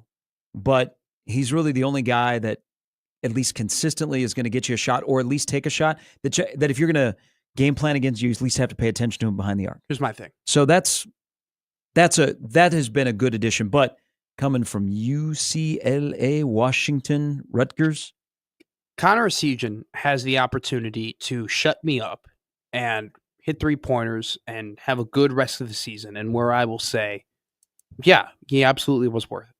But it's taken him a while to come on here in this season. He did not have a great start to this season. Secondly, so you talk about empty calories with some guys. Braxton Mia, that's not empty calories. That's burning calories, okay? Because empty calories means that you're actually doing something, okay? He's just running around on the court, putting his hands up, bumping into guys, getting fouls drawn on him, right? And grabbing the occasional rebound. Connor Sejan, you could argue, is empty calories in a certain way because he's actually scoring 15 points, right, yesterday. But at the same time, it's all contingent on running around, grabbing it, throwing up the shot. Okay, he made him today. But as easily as he went 3 or 6 yesterday, he could run around, turn around, throw up a shot, and go 0 for or 1 for 7, which, has happened from time to time this year. And so that's more so of the empty calorie route. At the same time, am I going to really get on the guy if for the rest of the season he makes 3 threes a game and ends up in that 12 to 15 point average? No, because that's valuable. But at the same time, I just don't see the consistency with him there because he hasn't proven that there is the consistency there. But I will agree, it's a great question. Has Nebraska, has the guys that they brought in from the portal, have any of them lived up to the worth? No. And there's only one guy in a season who potentially at the end of the year could end up doing that. But all the other ones, absolutely not. Our discussion earlier about commercial actors, Derek writes in, and they are popular because they know him. I thought, Jimmy, you were going down their Instagram hole, but you're going down somebody else's Instagram hole. Oh, yeah. It's a long day. I got to plan my day out. So this was actually a discovery on air a while back on the mornings about the H&H twins. Oh, yes. That they're not local, like especially car commercials. Like I'm going to Tulsa tomorrow. Mm-hmm. You might see somebody doing a television commercial here in Nebraska, and they're doing a television commercial in Oklahoma for a different dealership, and your mind goes, "Oh, I don't like that." Derek says, H&H twins not local. Their names aren't even Hannah and Haley. No, they're not even human. They are models, actresses, real names Jennifer and Shelley. Jeez, I love how we're just exposing them. And they do this has been done promotional ads, commercials for car dealerships and other businesses around the country. Hey, that's sucks. not a bad, I know, sad day, boys. Thanks, Derek. That's not a bad business model, though. Hey, we're models, we're actresses. We'll provide a service. Ironically, they're both also up for the Cowboys head coaching job because they live there. I'm surprised the Bears didn't interview. Yeah, that sucks when you find out that local isn't local. Big cat. Whoa. Just slipped that one right in there. Slipped what? What did I say? Shout out Cats. Well, I mean, I didn't think that Big Cat was going to be mentioned in this what I say? discussion. Is that what I said? You just said once you find out somebody is not local. Oh, it sucks. It's a dagger. You got to be careful about exposing who's real, who's not real, who's local, who's not local. So he's not a Chicago guy. Mm-hmm. Not about that. You thought he was. At least a lot of people thought he was. Because of the accent, his just love of the Chicago team. Just everything. It's almost as if, like, it's honestly, not a joke. It would be like, because he started actually later than I'm starting now in Omaha, but it's almost as if I came in here to Omaha and I didn't tell anyone I was from Chicago, and I pretended to be Omaha Matt and covered the team. And a lot of people would have thought as if I was born in Nebraska and like raised a Husker fan and like all that stuff. And then you and I could have come up with a story. And I never admit it. I know it the entire time that I'm actually from Chicago, Illinois, and I didn't really start following Nebraska sports until later on. Never tell it from your voice. Mm-hmm. And then eventually you find out 10, 12 years down the line, oh, Matt's this guy that I love, that I associate with this city, who covers my teams, who's a passionate fan, Nebraska. is actually from a completely different area and didn't even really care about the team or grow up the team that I thought he cared about and grew up with. You'd be a little bit upset about that. This business is very territorial. It is. But I don't care. Well, people just mark their territory in this building. It has nothing to do with him not being from Chicago. I couldn't give less of a crap about him not being from there. It has everything to do with the fact that everyone thought he was, and he knew everybody thought he was, and he never admitted it. And if he had admitted it early on, before he became this big global Chicago phenomenon in sports media, I wouldn't have had a problem. I don't have a problem with it. But the fact, like, I'm allowed to be annoyed by it. I'm still watch his content. I still care about what he says. I'm still follow him. I'm just allowed to be a little bit annoyed by it for an extended period. What was it? It happened on Surviving Barstool. Yeah. He seems triggered. And like, it seemed upset. It was a little, he got outed by someone on the show for ratings. Yeah. And it's just like, yeah, typical that guy to do that. Interesting week for Barstool. That happens, and then Bussin' with the Boys are about ready to announce their major. Good for them. Get the money, man. Get your bag. Create a brand. Do your thing. How did we get them to land here? Where? Where? The Omaha airport? We don't have that kind of cake. Yeah. Literally, there's no cake out. I wish there was cake. They're making a lot. They have earned what they're going to make. Oh, absolutely. They do a good job. They do. That's seriousness. Like Fremont Fred on the discussion that we had with Sip about Fred Hoiberg. I always love when media that give weight to what coaches say about other coaches when it's positive. Other coaches say Fred is really prepared. Sip, well, okay, why can't they win? Fred's record reflects a well-prepared coach. Maybe you should try not being prepared for once then. I used to do that in school. Worked just fine. I'm sorry, Fremont Fred just tweeted at me about this amazing. Look at this deep dish cheese pull. Oh my God. What I would do. Would you like a moment? Yeah, Fred's a man of the people. I'm sorry, I got to take a break. You know what? When you eat tavern-style pizza, the best pizza in Chicago, you don't have to worry about that. Absolutely. But that's what No flop. That's Just- my thing. just a little square. like a cracker, nice little cracker. Man, I prefer tavern style pizza over deep dish pizza. But when I'm away from home for an extended period of time, it's like I want the tourist items again. You know, you ever have that? Is there a tourist item from when you grew up? Is there? Well, Iowa State Fair. Yeah. Did you go to the Iowa State Fair growing up? Yeah, everybody in Iowa does. You're going to go to our fair this summer. You have to go to the Iowa State Fair before school starts. Is it worth it? Should I go out to Iowa to go to the Iowa State Fair? It is worth it's much better than the Nebraska State Fair. I haven't been to the Minnesota and Nebraska Iowa Fair. State Fair are running neck and neck. Are I like state both. fairs still in? I feel like that's a dying breed a little bit. State fairs. No, not in Texas. Not in Minnesota, Texas. No, not in Iowa. they're still alive. They're still kicking. Nebraska moved out to the middle of the state. Yeah. Just They past used that to be in Lincoln. Used to be at State Fair Park.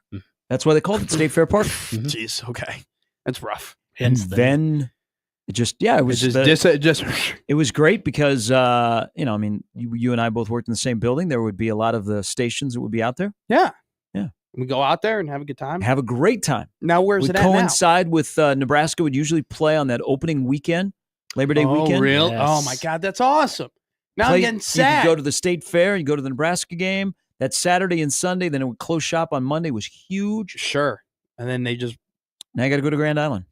What's your favorite? They've done a good job out there, but it's not the same. Yeah, You got an island. You got It's a great. favorite fried state fair food? All of them. Well, I mean, the staple is the corn dog. Oh, I didn't. Well, It's good. I don't know. You're right. It is don't get me wrong. It's a fried Like, hot you're dog. looking for like the Twinkie? Yeah, I'm looking for like a novelty. Because a corn dog, you can get that year round. Wait till October. when we No. do The the corn Texas dog menu. tastes different at the state fair. Yeah. See, I've never had a corn dog at a state fair. I've only Much ever had better. the corn dogs out of the frozen box. So Yeah, I'm no. uneducated This is in much this. to better. Not the really- same. Yeah, much better. Okay, so Not I the have same. to get a corn dog Yes. for sure. Stanley, the guy that's got the corn dog stand at the state fair, is much different from Schwann's. Yes. No. Absolutely. I just never Rest in thought. peace, Schwann's. But a corn dog is one of those things where I don't think immediately like, oh, this can be elevated. You know, Anything. that this can be any better than what it is, because at the end of the day, it is just an unseasoned hot dog dipped in batter. Oh, Yeah, but it's the kind of batter, and then Yeah. it's also what kind of mustard you put on it. Are you a brown or Dijon or yellow or I go Dijon. you Dijon? See, I think Dijon gets a Dijon bad rap. blends in with the coating. Do you know who's a fraud? Uh-oh. So still about corn dogs? Honey mustard. I'm listening. The condiment, or is there a person named Honey Mustard? No, the condiment. Like Didn't Pole know. Assassin's sister? The condiment. The condiment. Honey mustard's a fraud. I didn't understand that. I didn't really hear it either. Honey mustard does take a lot of crap. I get it. No, honey I'm not a mustard- fan either, Too but I many don't people are like, hate honey it. mustard is awesome. By the way, why are we putting honey on everything nowadays? Why is hot honey? Hot Put honey's hot honey on delicious. everything. You don't brush a little honey on your pizza? No, He's never been to Pyramid in Lawrence. no, I don't brush honey on my pizza. The Just- crust dipped I in some eat honey. pizza like people make fun of me with how I eat pizza. I With a eat fork? I eat a cheese pizza. That's my favorite type of pizza. Okay. Cheese. Okay. right. I'm Kevin working, McAllister I'm here. working with a 6-year-old. Speaking of Joe I Pesci, know. You can say I like. Now, don't get me wrong. If there was a sausage pizza or pepperoni pizza in front of me, I'm not going to be like, whoa, I don't eat that. so we know Like what I'm going to eat it. we know what But Lunchables Gary would I bring just him. prefer. I just prefer just cheese. You know. Okay. That's fair. Yeah. That's fair. I feel like that's a waste, though. I'm not going to poo poo and be like, "Boo." I feel No, like you that'd can be a get different you get the topping. same cheese pizza anywhere you go. no. Oh my God. What? No. And I heard yesterday you No, haven't had that Little isn't- Caesars, so we'll have to No, bring I- some for you. No, absolutely not. I'm okay, man. You Why not? I appreciate Breakfast? the offer. What's wrong? It's Appreciate the pizza. Cheese pizza is the same place as cheese Yeah. pizza. That is nothing. not Nothing true. will ever That top is- the that is elementary school cheese terrible. pizza. That A is number square? one. Yeah, Yeah, square. you had the square. I Fit had the right square. in. Cheese pizza is cheese pizza wherever you go. That is such a. if that you go is to a place incorrect. and they say that, that is not true at all. I am an expert in cheese pizza, this is what our staple is. You know what? Shut it down. Sell the So property. you don't like New York? So you go to New York and you just tell everybody, "Hey, Joe's, you shut down. You, John's, you shut down. Anello, you shut down. Everybody, Tony, shut down. Everybody, shut I like down." something on my pizza. I just don't like cheese. To say that cheese pizza is universal, no matter where you go, is an awful take and It's totally like a just peanut butter and jelly straight up sandwich. incorrect. Pizza was You're meant to telling have me- something on it. You're telling me that the best cheese pizza in New York is comparable and the same exact cheese pizza from Domino's? I don't know, that seasoning they put on their pan, kind of like a buttery time. You guys are just trying to rile me up Especially here. when you get. I've already taken Hey, the bait. I've already gone especially- down the hole of yelling. Especially at Domino's when you get the black box. Oh, that's what I'm talking about. We got the black box a The couple black weeks ago. box. Also, the best boxed wine. What's the what? Yeah. Domino's has boxed wine? Maybe one day, but no. No. No, the black What's box. the black pizza. box? That's just in airplanes. You It's seen at 7. Domino's? No. Go to Domino's. Ask for the black Yeah, box. ask what's in the box. It sounds psychotic when you're Hey, asking. What's in the box? What's in the box? Pizza, you moron. Here, have a nice night. Pizza was meant to have something on it. Mhm. Cheese is a harkening back to I'm 6 years old. I'm going to St. Pius That's not the even 10th. true. Pizza wasn't even meant to have cheese on it. In Italy, it was mainly just the bread and tomato sauce. That's fine. They can. That's why they can do whatever they want to do. With Yeah, that. but I'm then not they Italian. killed Mussolini. And Okay, I live we're in back. America. You do live in America. That's a great observation. Yes. Probably the most accurate thing you've said all segment. James Yes, Brown said it first. You live in America. I just- Cheese pizza being the same everywhere. No. Actually, fundamentally, if you ask any chef, any Italian there is chef, no effort the put into a works cheese pizza. pizza. the works. What do you mean? There's a lot of effort. Do we need to The get oven you Vers on put a day early? There is no effort into a cheese pizza. What do? You just put the cheese on there. You know what? When you have the pepperoni, you have the sausage, whatever else you want to put on there, Nah. you got to have some effort. Yeah. Nobody goes. There was so Nobody much goes- effort in making a cheese pizza with how golden brown it is, but you also have to make sure you have the right temperature with the undercarriage of the crust. You also got to make sure you didn't put too much cheese on it so it's not too oily. You also have to make sure that your marinara sauce is rich but not super rich. You got to make sure that it's not tart but it's not too sweet. There's so much. Seems like a making waste of cheese- money just to have a Making simple cheese pizza. is a science, which is why there are good cheese pizzas in New York, and then there are not so good Good cheese cheese pizzas in pizzas St. everywhere. Louis. You know what? Cheese pizza is good for Lent. Yes. That's if you when don't want cheese pizza is fish, the best. Cheese pizza is the best during Lent. Cheese pizza any other time, just cheese pizza. You're just riling me up, and I'm taking the bait here. I know that you're What not bait? serious. You're just trying to get me going here, and you got me going. It's like going to You got me Baskin revved Robbins up. and getting vanilla. There's It's like I'm 31 a flavors. snowblower right now, and you just keep cranking. You just keep. Doug says you're right. He said cheese pizza is not the same place Thank to place. you, Doug. Lou Malnati's. Thank you. I'm not going to Lou Malnati's just to get a cheese pizza. Yeah, and then Doug followed up. He goes, after what? last night, can we I would call try-" my guy at DiGiorno's and say, hey, hook me up. See, I do frozen pizza though. Like, Hey, My this is- friend Tom, yeah, Hmm? yeah. yeah, he makes This pizza. has been a Jack. This has been a good tribute to Godfathers and Mr. Godfather Mhm. all morning long. I'm not going. I to just- Godfathers. I'm I- not going to I Godfathers. just- Just getting a cheese pizza. I just had a Godfather's pizza for the first time, like a week ago. Did you say It do wasn't it? cheese though, right? No, it was sausage. Good. Boom. See? Get yourself a combo there. It's pretty good. Delicious. Yeah, you get well, it at the game tonight. Yeah. No, I'm not. I'm gonna eat before I go. I'm on a bit of a diet right now. Ah, that's like my dad. Can we get who? Whataburger at the game? No, we I'm have on food at home. I'm on a diet. Oh, I thought you said a diorano. What's a diorano? You I know thought you- that was some Chicago Italian thing that I could I just pull out my butt? It has special cheese. You 2 kinds of cheese. We don't need to talk about the things that I'm pulling out of my butt.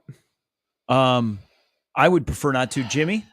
Probably not, but we do have some medical professionals that listen. So if you have some concerns, I suppose that could be saved for the crossover. I'm sure that'll be an excellent topic. Sure, Connor wants to talk about that. Yeah. I don't know. This seems to be a toss-up in this discussion. That cheese pizza is the same. It's anywhere not a you go. toss-up. Everybody in the chat and everybody emailing us agrees with me that you are You completely don't even have your incorrect. computer on. You can't go. Everybody in the chat. That is so false. Damn.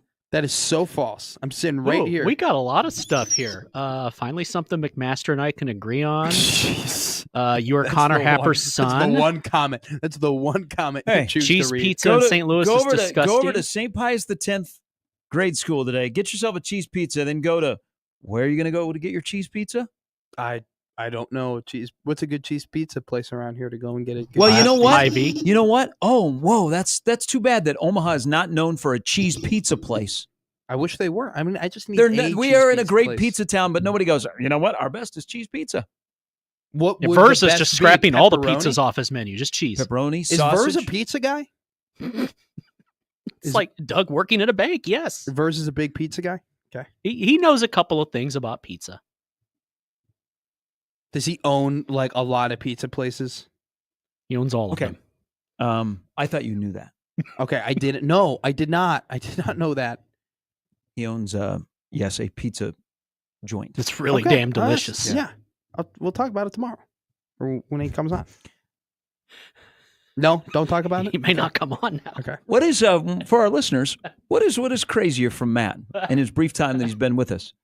That he wondered if Doug owned a bank or if Matt was a pizza guy. What is more far-fetched? Matt also went to the University of Nebraska, so you three got that in common. I thought that was well known. No, I know Matt is a very respected football mind that played for the 90s Nebraska teams, that has a ton of success, that knows a ton about football, that is also has also coached people in this area, that is a super respected, not only just football mind, but just mind in general about discipline, heart, hustle, teaching lessons. I did not know in my doing my background research on him and interviewing him for the last month, I did not know that he also happens to own some pizza joints. That's really, really cool. I don't know him personally. I know that he comes on here and he gives us great stuff about how football locker rooms work and his insights on Nebraska football and just his insights on everything. I know where you should go for lunch today. That's not me, by the way. That's not me kissing his butt. That's just what I know him from. I don't know him from his personal ventures. That's really cool that he owns. I would love to go to his pizza joint. We didn't confirm that. Ask him tomorrow. Dan says La Casa has a good cheese pizza. I know that place. I've never been to it. But Hey, I know it. Charles, the fact that like Matt La Casa, can't but- operate an Allen wrench to assemble a bed, I did operate an Allen wrench to assemble a bed. You know what? The bed is good right now. Bed is sleeping well. I think I have to change my sheets though. I've been itching. Typically, Bed one bugs? does.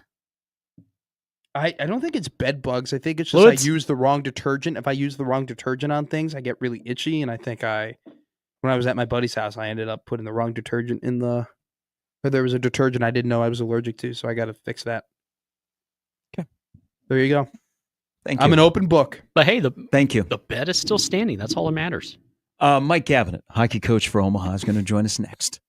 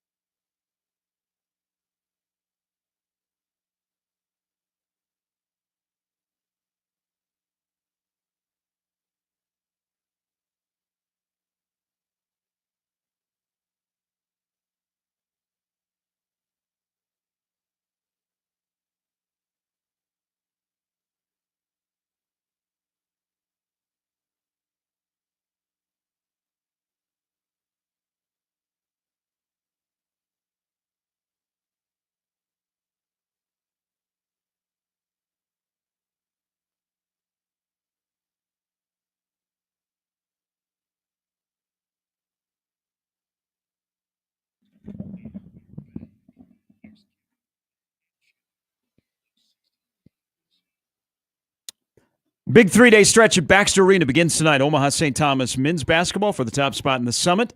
And then, big weekend for Omaha hockey, which has won 4 in a row, coming off when they were last home, sweep of CC, and then where they've owned, and I mean owned, Miami of Ohio, trip out to Oxford, Ohio, in a sweep last weekend.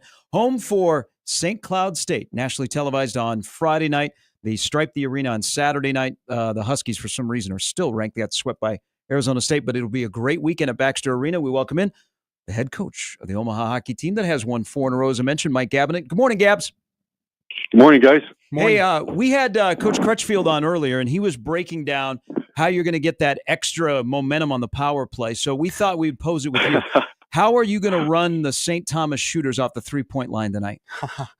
Play hard defense. Play hard defense. Right? Defense wins championships.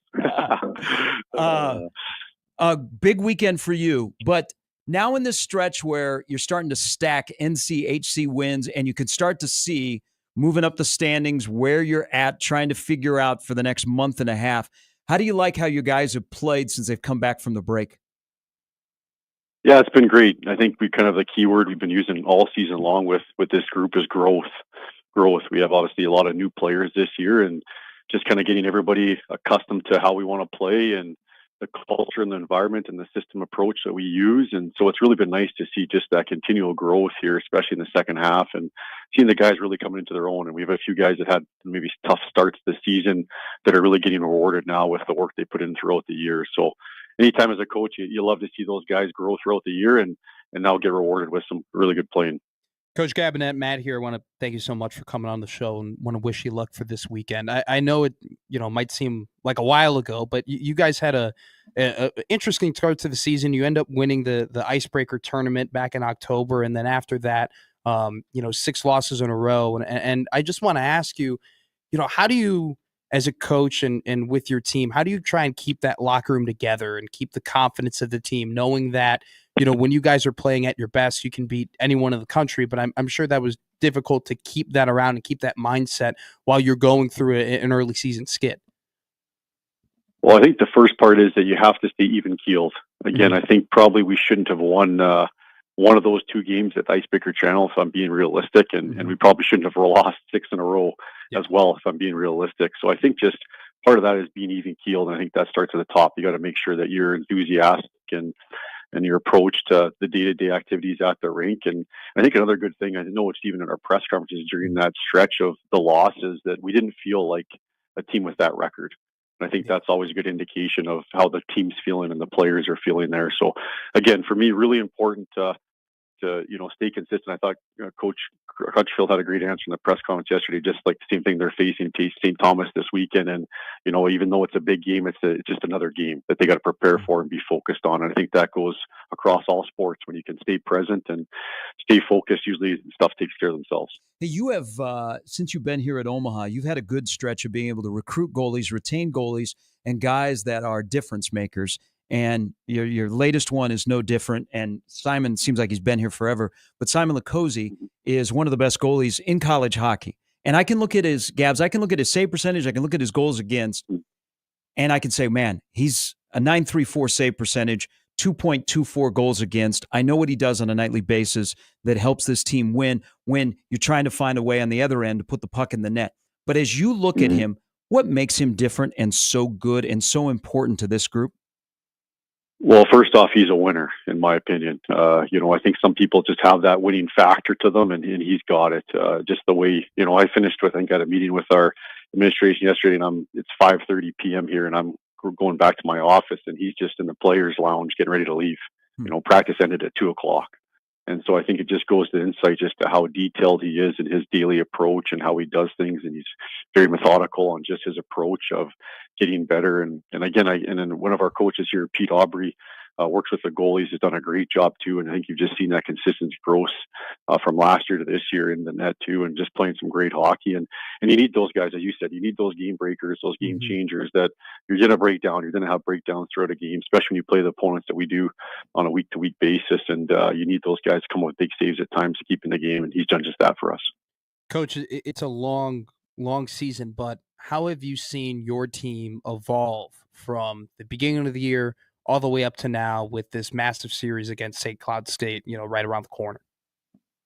I think a little bit of belief too. I think you're always putting the work. I think confidence is earned, and you do that in your day-to-day approach and how you do things. But then I also think when you do get some of those results, even though we don't like to talk about as coaches, right? When you do get that experience of those results, that even helps that belief grow and grow and grow. And I think you're seeing that, just especially with our last, I don't know what our record is, the last 10, 12 games, but it's pretty good. And you're just seeing that belief build, not only individually, but also collectively.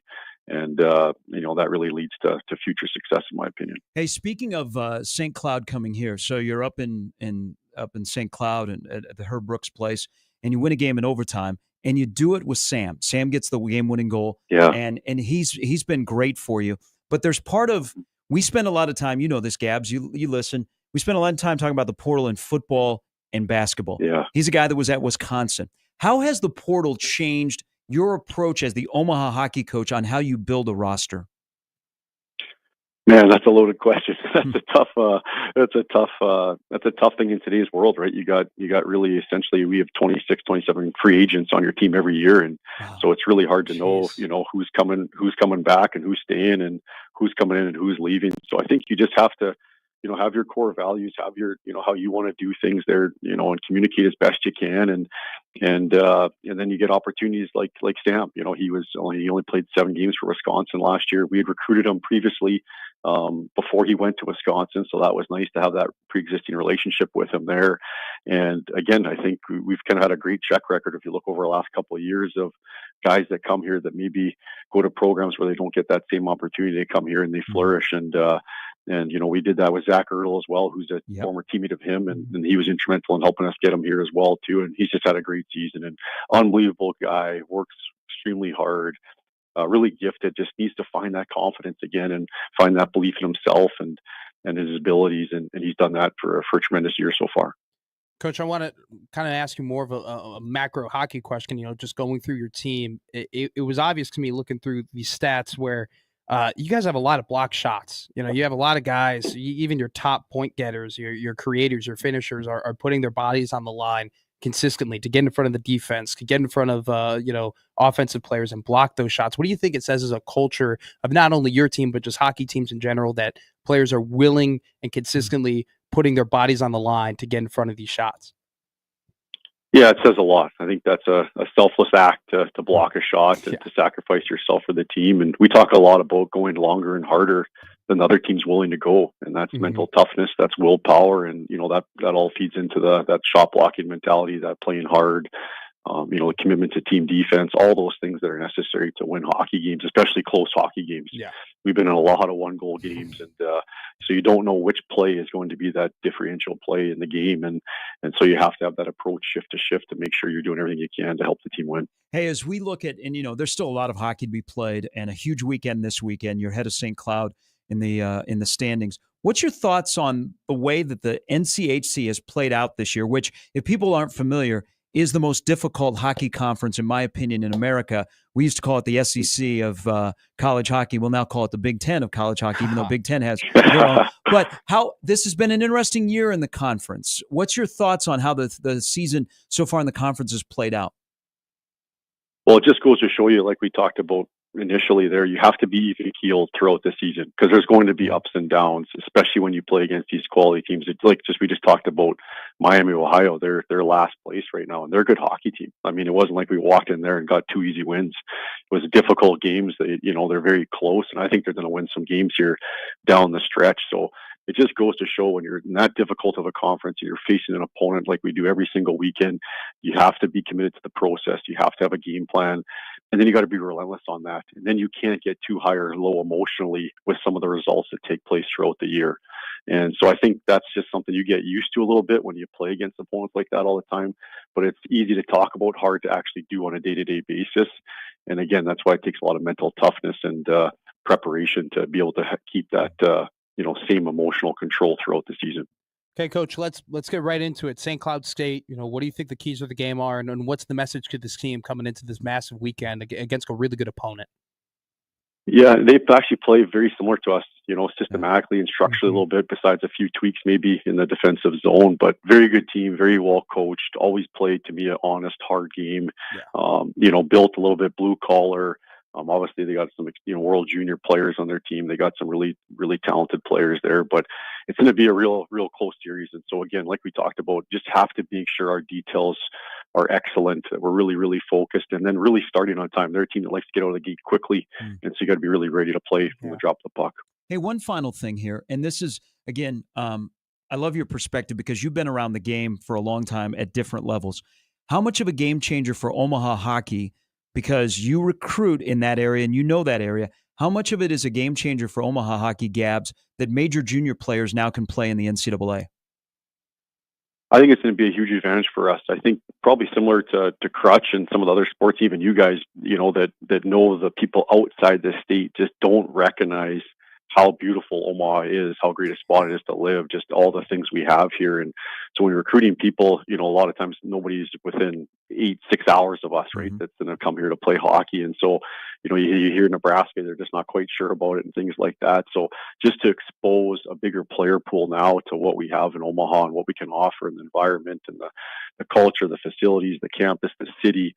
I mean, I really believe in Omaha. I just love it here. Obviously, I'm biased that spend so much time here, but we all know it, right? The people from here just know how special a place this is. So just really excited to expose more people to that and get more people aware of Omaha and what we're doing here. And I think that's going to help beat us. There's obviously the kids that know about Michigan and Michigan State and North Dakota and Denver. But, if the more we get here and once we get them on campus, we got a really shot to get them committed to our program. Hey, Gabs, we appreciate it. Good luck this weekend. A huge series, playing well right now and moving up the standings in the NCHC. As always, appreciate your time.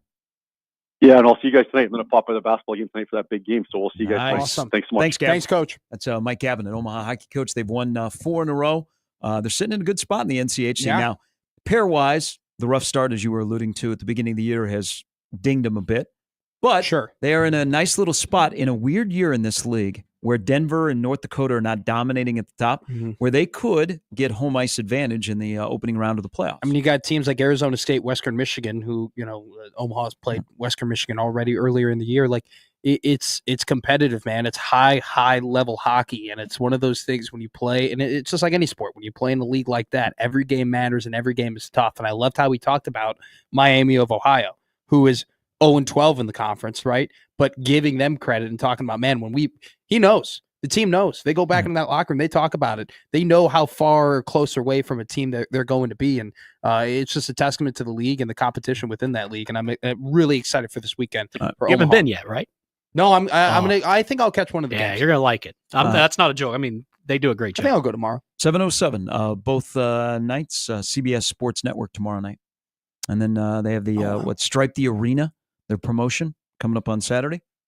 Yeah, it'll be well worth it. Yeah. They split with St. Cloud back in December, and this is a weekend because after this, you go out to DU, then you have Duluth here, and then Western Michigan's a problem. Western Michigan's number 3 in the country. You go on the road to that. You come home for Arizona State, and then you finish at UND, which is really scuttling right now. So it's an opportunity to get home ice for first round of the NCHC playoffs. All right, don't forget St. Thomas and Omaha men's basketball tonight. That's a rather big one as well. Brian Edwards got a thought on the 2 big football games coming up this weekend. He'll join us next to close out the show on 1620 The Zone.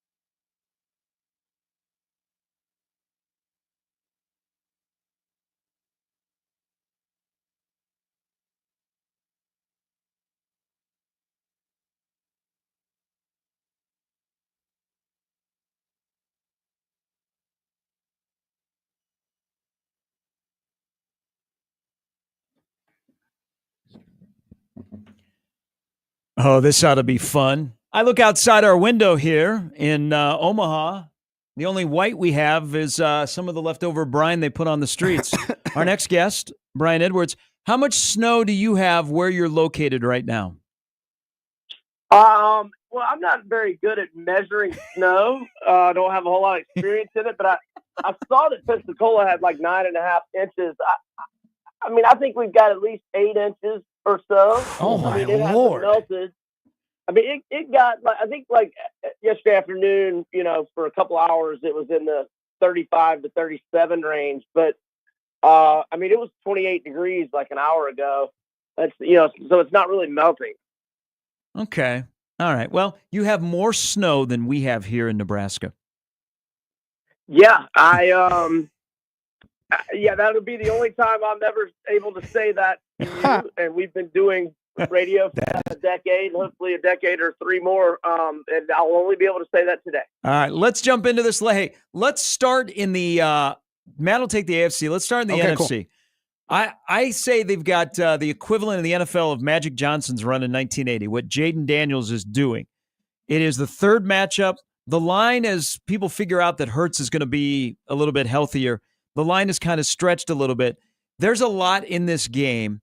Take us through how you're going to handicap this game and what you're looking at that we should be looking at as well when you look at the Commanders and the Eagles coming up on Sunday. Well, the first head-to-head meeting at Philly, Washington had the lead most of that game, even early in the fourth quarter. But Philadelphia just shut them down defensively in the fourth quarter and got it going offensively. They win 26-18.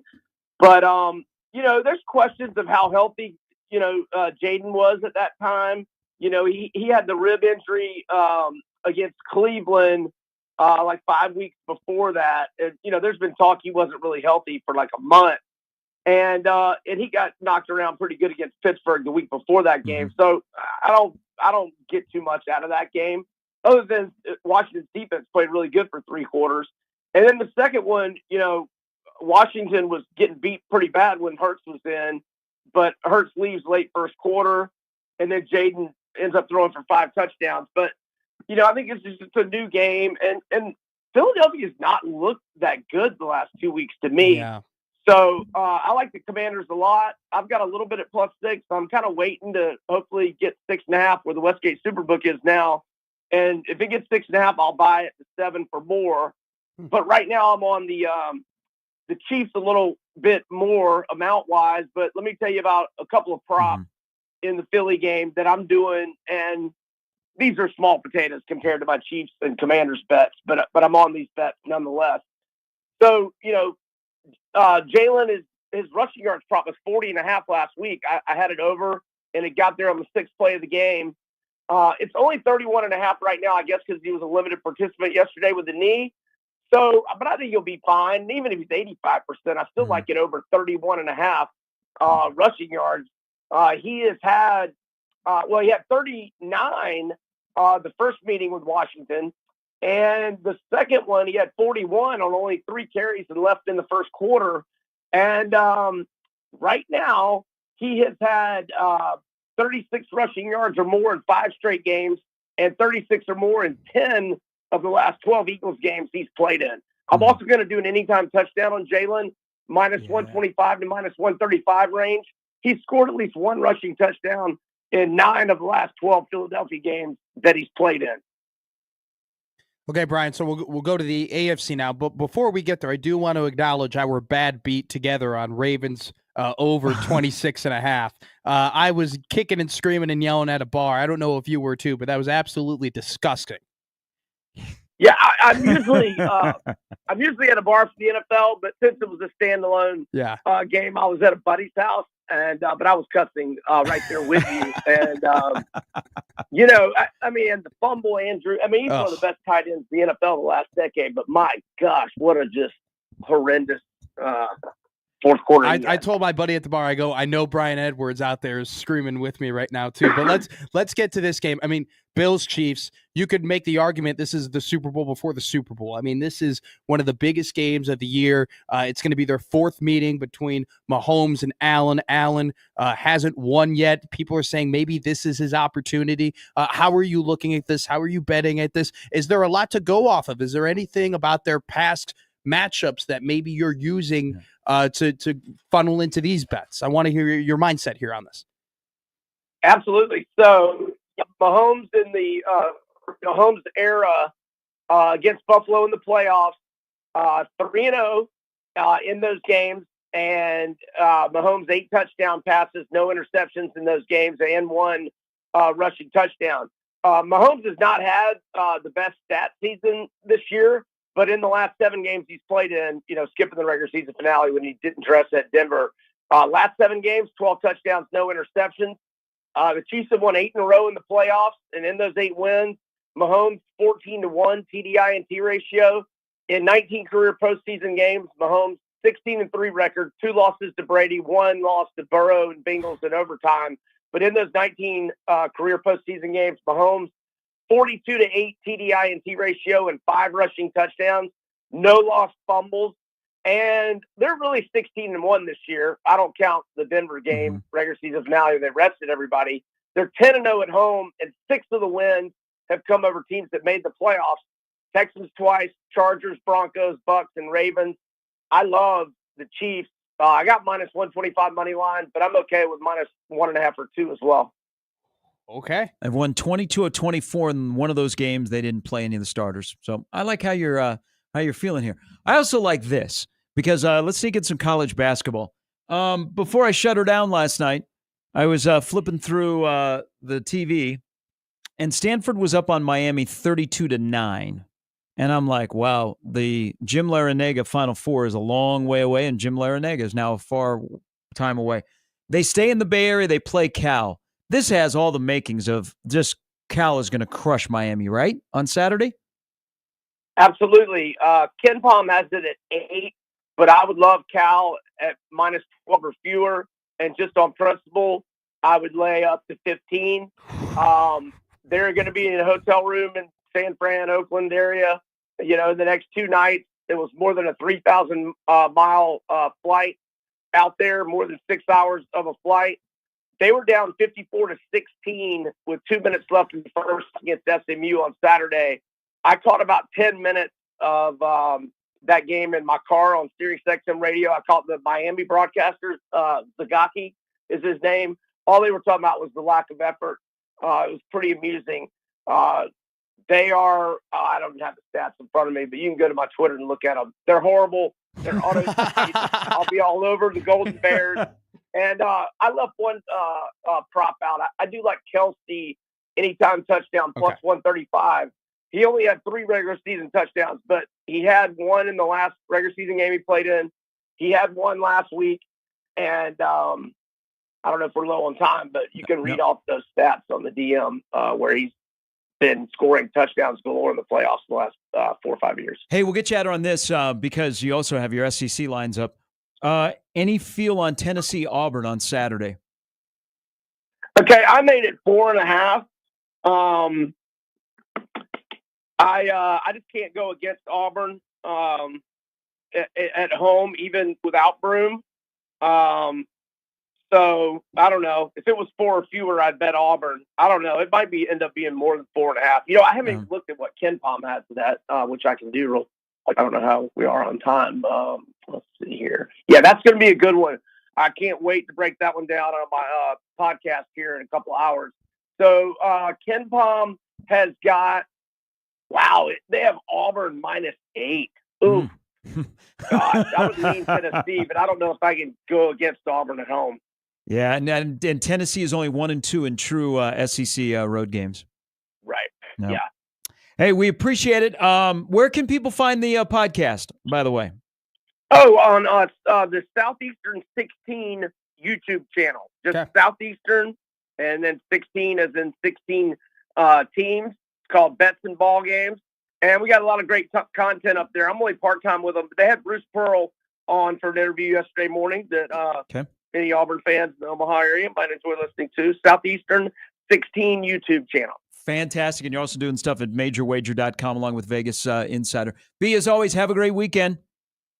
Thanks, fellas. Y'all as well. Thank you, Brian. It's Brian Edwards, senior handicapper at Vegas Insider, Vegas B. Edwards on Twitter. Let me tell you something right now. We've talked a lot and jokingly about me being on the heater. I wouldn't be on a heater without Brian Edwards. Trust that man. Trust that man. A lot in there for the weekend of the NFL. A lot. All right. Good show, everybody. Unless you are Nebraska basketball. Or a fan of cheese pizza. Yeah. Man, I'm hungry. I just don't get it. I don't get the cheese pizza. I love it. It's me. It's me, and that's who I am. And I'm a grown adult. I'm always going to be me, and there's nothing you can do about it, man. I hope to see a lot of you tonight over at Baxter Arena, Omaha St. Thomas. Huge game in the Summer League. The two top teams that are both unbeaten at 5-0. That's a 7 o'clock tip. Matt and Caleb will be in tomorrow to break all of that down and to get you ready for the NFC and the AFC championship games. On the road again. Hopefully that's 6-0. For Jimmy, for Matt, I'm Gary. Connor is back today. Crossover's coming up next.